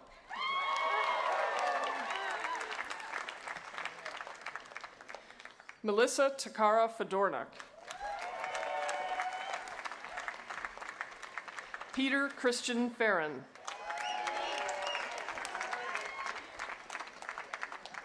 Giselle Fierro.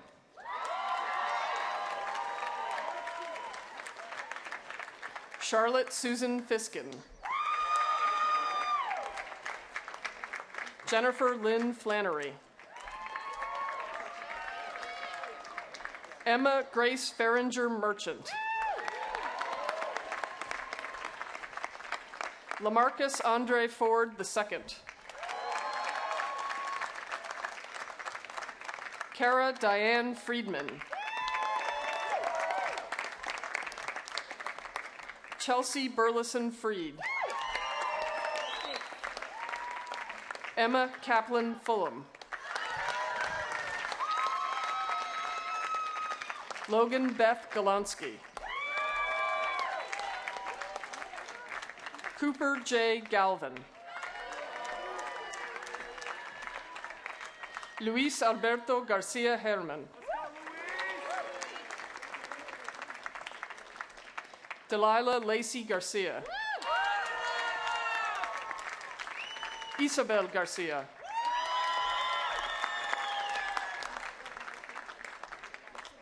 Jamie Marie Garcia.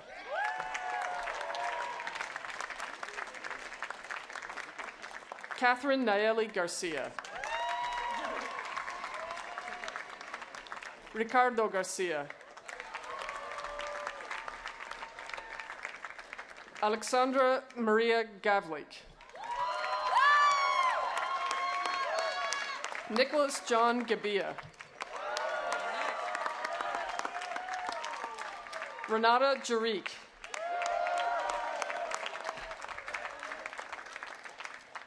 Brendan James Gillett. Devin Michael Gillum. Blake Gilmore. Zachary Aaron Glassman. Dustin Allen Goduvar. Eduardo Gonzalez. Mayra Alejandra Gradia.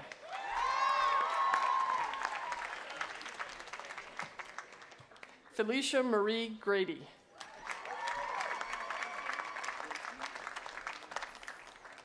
Benjamin Freeman Grobart. Armand Alexis Gray. Jillian Roxanne Grindstaff. Ethan Oren Grossman.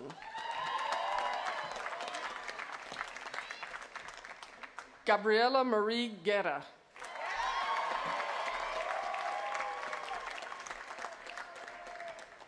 Angela Gunn.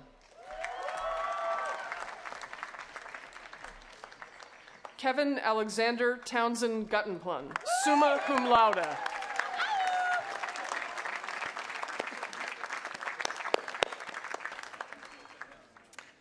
Justin Andrew Gutzwa.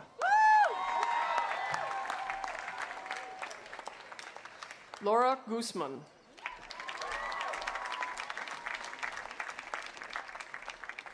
Derek Ha. Marlene Hagblade.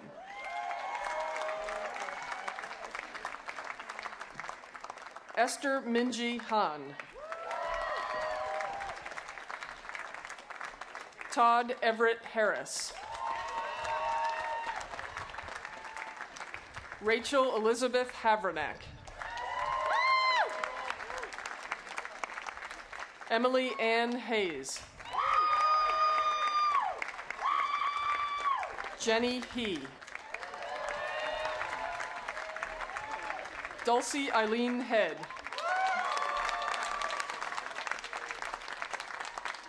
Anne Maynard Headland. Andrew Dane Helgren. Gabriella Heller. Christopher Charles Helwig. Austin McMaster Henderson. Brian Nevin Henschel. Charles Russell Herman. Ryan Hampton Higgins. Samantha Christine Hill. Tyler Frazier Hill. Danielle Holstein. Benjamin Huber Burkhart. Mary Horgan.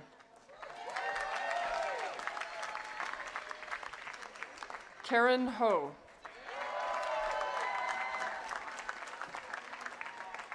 Mira Tressa Howard. Rebecca Justice Howland. Jonathan K. Huang.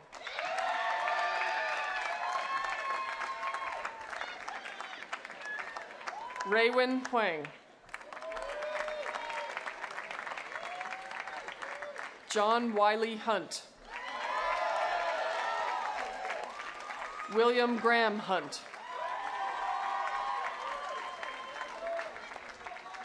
Johnny Huynh.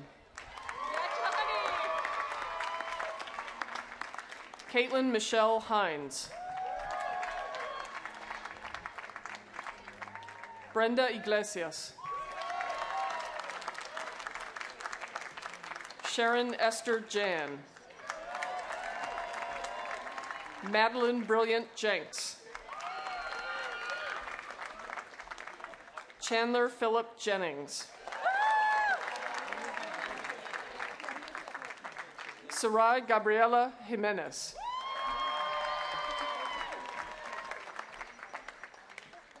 Katia Jimenez. Jing Jin. Alexander Wesson Johan. Spencer Johnson. Chanel Jones.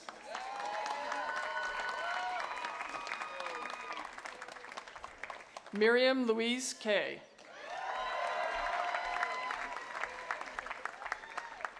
Amanda Lee Kalis.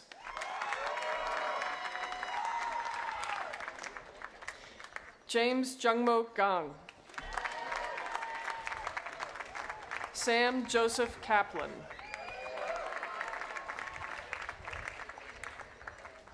Matthew Keenitz Karkut.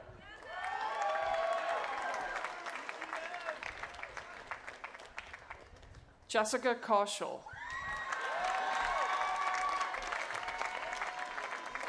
Cameron Reed Kell. Catherine Louise Kelly. Kate Meredith Kennelly.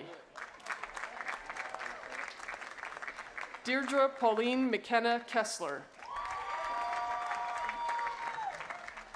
Brian Cavan. Emma Ann Kaloran. Jacob Allen Kluwer. Paul Julian Koenig.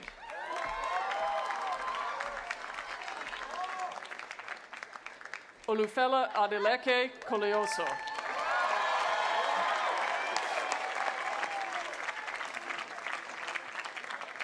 Utsav Kothari.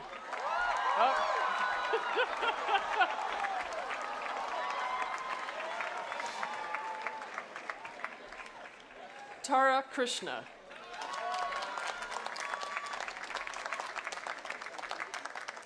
Timothy Paul Huang Kung. Molly Elizabeth Kupfer. Frances Catherine Kyle. Daniel Lear Lapuk. Alex Andrew Lammers. Jack Stevenson Latourette. Nicholas James Lawson.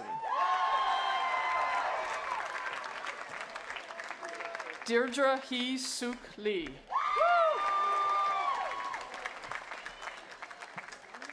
Howard Jinsu Lee Jr. Jasmine Grace Lee.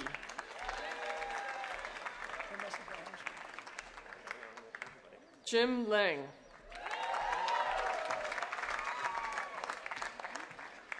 Hannah Nagishi Levin.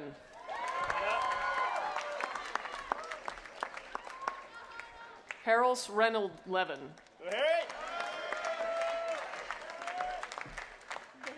Jonathan Singh Jian Liu.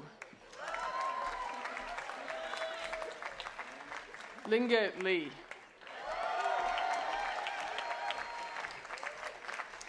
Yi Lee.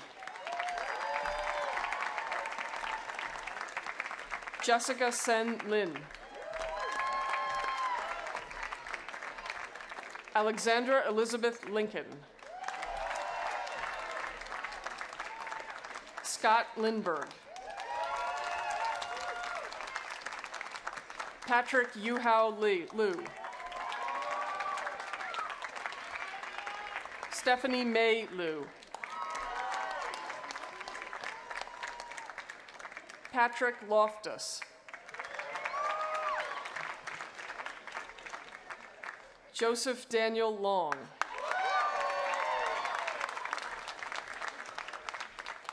Eli Winfield Longnecker.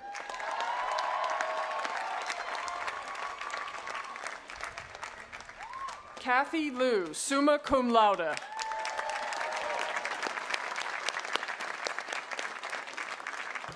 Ethan Ma.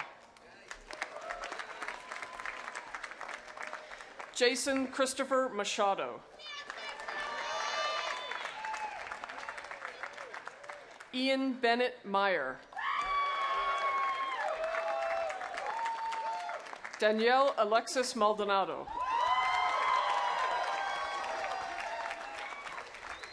Michael Joseph Maltese. Yeah, Michael! Eric Markovics. Jeremy Seth Marks. Daniel Jeffrey Martin. Eric Martinez Cornejo. Karen McCarthy. Corey Edward McDonald. Robert John McElwain. Michael Owen McGinnis. Daniel Paul Mendez.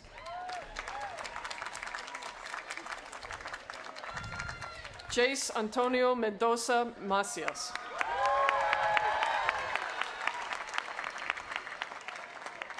Eliana Rachel Merle. Kimberly Vega Merrill. Kyle Shewart Metcalf. Emily Elaine Meyer. Lindsay Ann Meyer.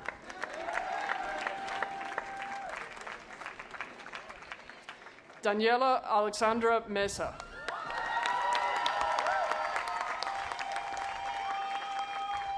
Julia Grace Miller. Ryan James Miller. Tara Sonali Miller.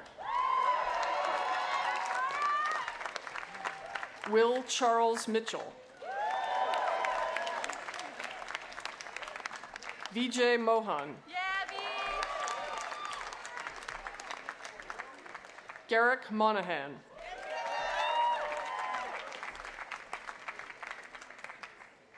Christian Monroy Rodriguez. Lauren Jiyoung Moon. Lucia Moreno Nava. David Warren Morgans. Amy Christina Mori.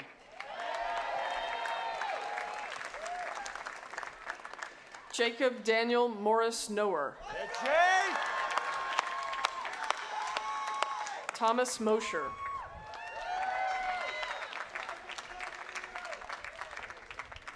Laura Consuelo Varen Munoz. Nicholas Nanez.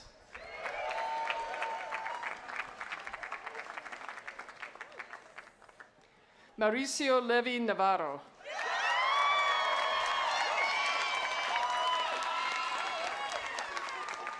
Ann Devereaux Niehaus. Stephanie Njau.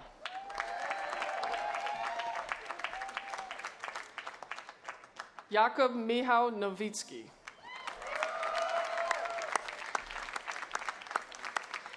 Dylan Cole O'Connell. Durrell William O'Neill.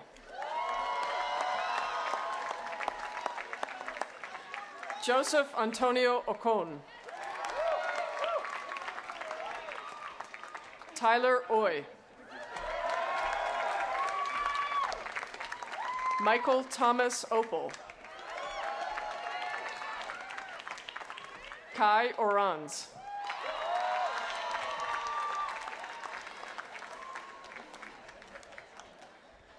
Diana Berenice Ortiz.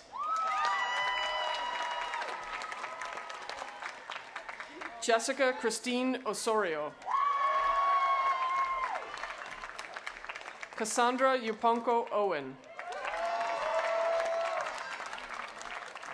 Charles Abdulhamid Owens. Arthi Padmanabhan. Emma Dolores Payne. Diana Partida. Peter Taylor Pelletier.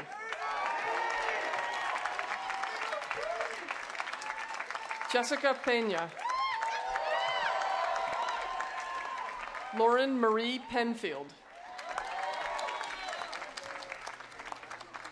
Elizabeth Autumn Pennell. Madeline Judith Perez.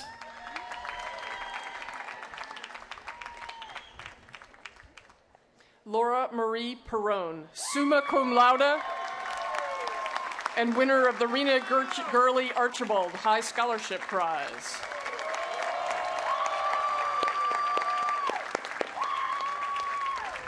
Emma Catherine Peterson. Sean Thomas Pianca. Hannah Rachel Pivo.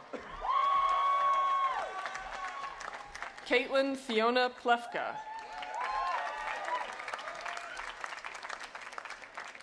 Alexandra Panamarova. Ayana Marie Powell. Chad Ellington Powell. Eric Puma.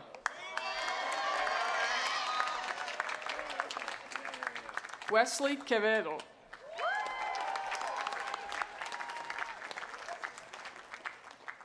Stephen Wesley Reagan.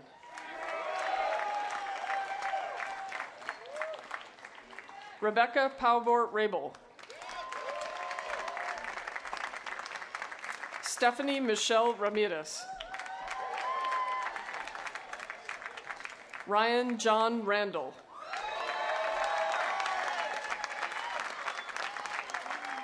Rodrigo Ranero Echeverria.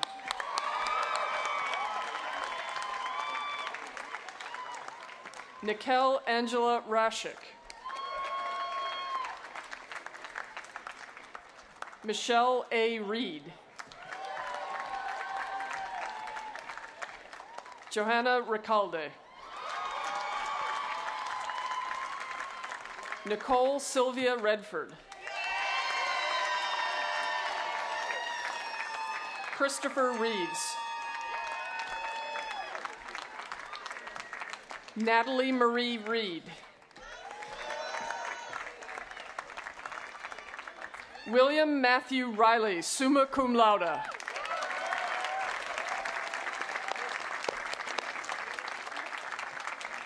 Kelly Joan Wren. John Michael Replogle. Max Rich. Max. Sean W. Robinson. Sean. Talia Rodriguez.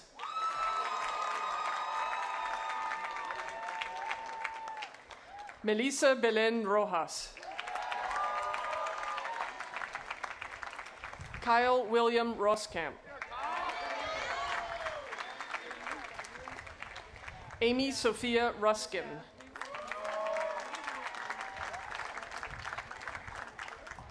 Aiden Saavedra Buckley.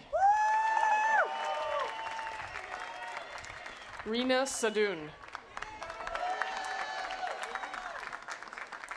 Gideon Joseph Salzman Gube.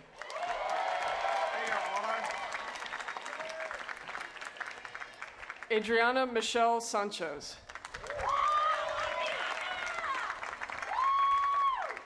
Aparna Sarka.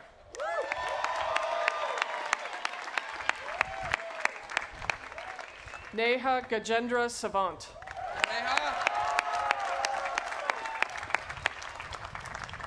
Nicholas Anthony Spartaletti.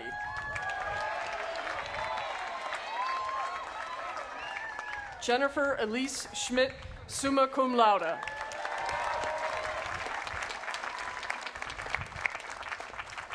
Kyle Alexander Schneider. Brendan Ray Schneiderman.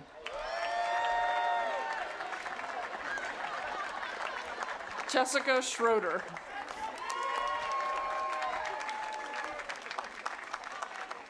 Kelsey Lynn Schutz. Ella Beth Schwalb. Luke David Sedney. Benjamin Michael Shand. Clara Hale Shelton.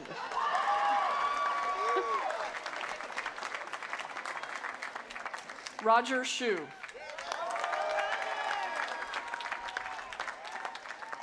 Alana Dakota Shine.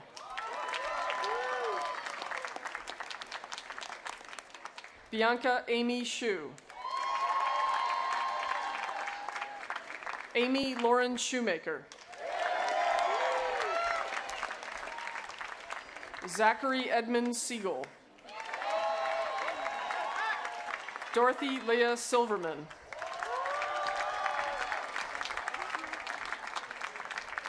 Daniel Callan Scooby.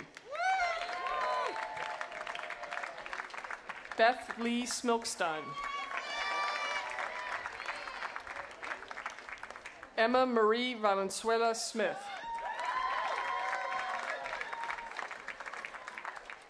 Alana Faith Springer.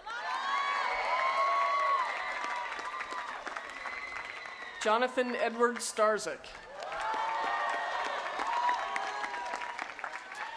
Weston Joseph Staubus. Ryan McAllister Stewart. David Eric Stritter. Nicholas Sundback. William Alfred Tackar. Allison Andrea Law Tao.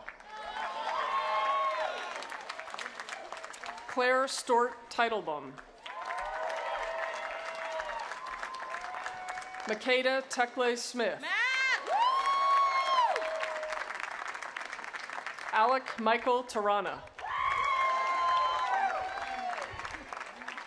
Tina Danielle Thaw. Rebecca Thornquist. Abunolowe Abeni Tinubu. Anna Okutu Chum. Danielle Esme van de Sand. Titus Alexander Van Hook.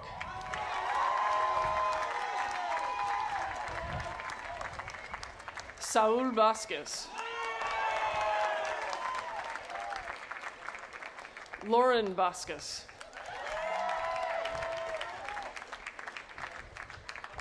Robert Emilio Ventura. Jesse Vincent.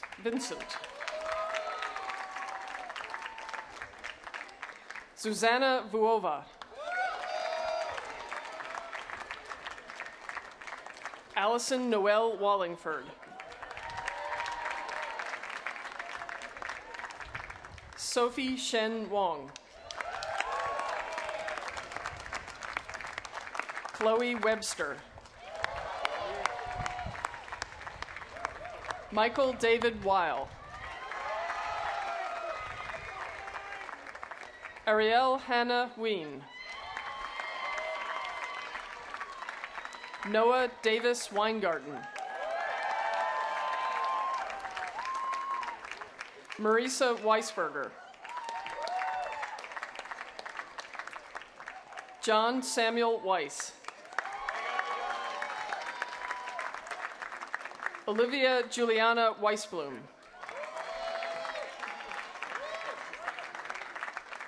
Jessie Marie Welcomer. Nicole Wieland. Robert Edward Sakai Weller. Jasper J. Werby. Morgan Courtney Wessner. Caitlin Marie Wheaton.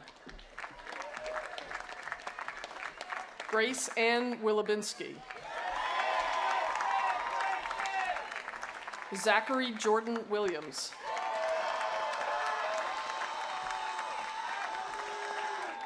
Brian David Williamson. Sasha Lutz Winkler. Madeline Diane Wolf. Catherine Rose Wright.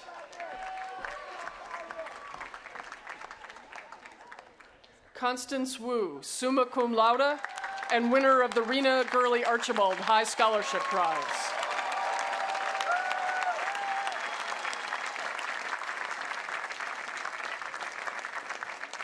Wu Shen.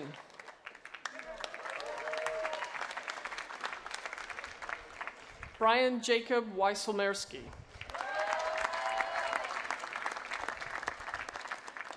Xiao Xie. Mitsuku Alexandra Yabe.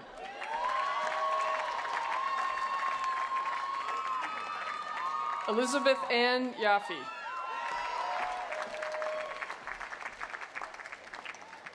Nathaniel William Yale.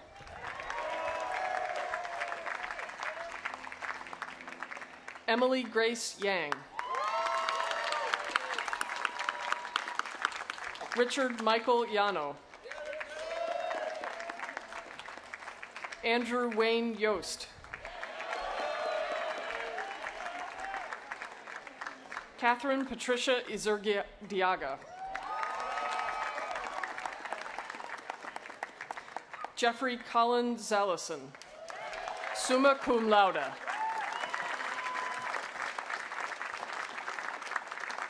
Shiwei Zhang. Brian Edward Zhu. Raiwi Vera Drew. Sonia Ming Zhu. Lily J. Yi Shuang.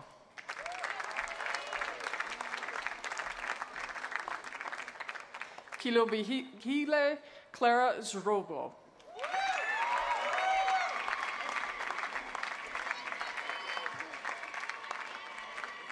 Candace Nicole Lee.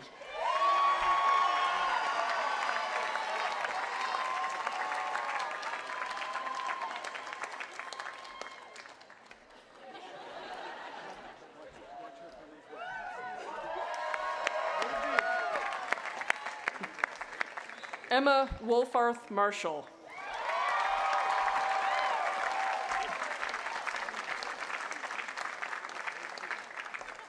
Daryl Jones III.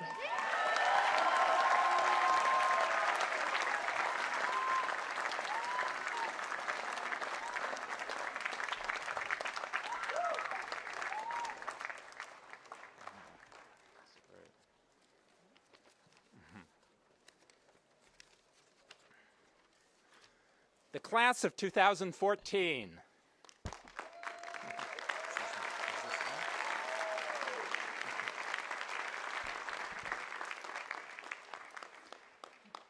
Last November, I read an article in the New York Times that probably few of you noticed, but I put it aside because I wanted to tell you about it today. It described an Argentine car mechanic named Jorge Odon, who had developed a new device to save babies stuck in the birth canal during difficult births. How did he come up with this idea, which is now being tested widely and has the potential to save many lives in the future? He had watched a YouTube video about how to extract a lost cork from inside a wine bottle using a plastic bag. While sleeping that night, his unconscious made the leap to the conclusion that a similar approach could help extract a stuck baby from the birth canal. Odon tested the idea using a glass jar and his daughter's doll, and then, through the intermediary of a cousin, spoke with an obstetrician at a major hospital in Buenos Aires. That doctor put him in touch with a friend at the World Health Organization, which led to a meeting between the car mechanic and Mario Marialdi, the head of the WHO program for improving maternal and postnatal health, who was in Buenos Aires for a medical conference. Dr. Marialdi was excited. Their 10-minute meeting turned into 2 hours, and the Odon device has now gone through laboratory development. A New Jersey company has begun to manufacture it, and it is undergoing limited testing in Argentina and elsewhere. Why in the world am I telling you this story at your graduation? Because I think it illustrates some important lessons about the nature of creativity and innovation, core values that we teach and encourage at Pomona College as part of a liberal arts education. It also shows how the process of bringing new ideas to the world has changed and become more global in recent years. Coming up with new ideas has always been somewhat mysterious. It's often when you're thinking of something else, simply taking a walk or even sleeping, that inspiration strikes. A familiar example in my own field of chemistry is the discovery of the structure of benzene by Auguste Kekulé during a dream about snakes chasing each other in circles. Odon made the link between wine bottle and birth canal in a dream. He woke up his wife, who said he was crazy, and went back to sleep. The mysterious ways in which the brain works, making connections where they are least expected, provides much for neuroscientists to explore in the future. Sometimes it seems that chance plays a central role, but in the words of Louis Pasteur, chance favors the prepared mind. While some elements of this story are timeless, others could only have taken place in the 21st century. A car mechanic watches a YouTube video produced somewhere else in the world and uses that as a key link in his invention. YouTube did not even exist 10 years ago. Knowledge has been transformed by the lightning-fast communication of information around the world. Just coming up with an idea is not enough. I'm sure that many of you have come up with world-changing ideas talking with friends late at night in your dorm room. What also mattered here was the persistence of the car mechanic. Teamwork, and the network of real, not virtual, relationships that connected him in 4 steps to exactly the person in the world who could help put his idea into reality. There are Pomona College stories about creativity and innovation that illustrate the same principles I've been discussing. When I was traveling in India with my family over the New Year holiday, I opened the local paper in the town of Tiruvananthapuram and saw an article about how a young local entrepreneur had helped to develop a new and affordable infant warmer for newborn premature babies. The article described how a team of 4 had met at Stanford, traveled to Kathmandu, Nepal, where they witnessed the immense need firsthand, then came up with a new concept, tested it, and is now manufacturing the device in India and saving thousands of lives. What caught my eye when I saw the article was another member of the team, Jane Chen. I recognized her as a Pomona graduate who majored in psychology, several years ago won our Inspirational Young Alumni Award for exactly this joint work. So as you graduate today and go on to further education or directly into the workforce, I urge you to think about how you can use your Pomona College education to advance creative and innovative ideas that will help the world. Some of you may actually invent new devices, like the Embrace infant warmer or the Odone device. Some of you may unwittingly play a role in future discoveries by creating YouTube videos that will cause someone across the world to come up with a brand new idea. Some of you may follow what could be described as a more conventional path to success, becoming head of a New Jersey medical device company or a highly placed doctor in the World Health Organization. By seeing and supporting the creative ideas of others, you will also play a role in causing change. And finally, some of you will move from being students to being educators, helping to prepare students to work together and come up with new ideas with world-changing potential in every field. I wish you the best of luck in whatever creative and innovative adventures you embark on today. Thank you.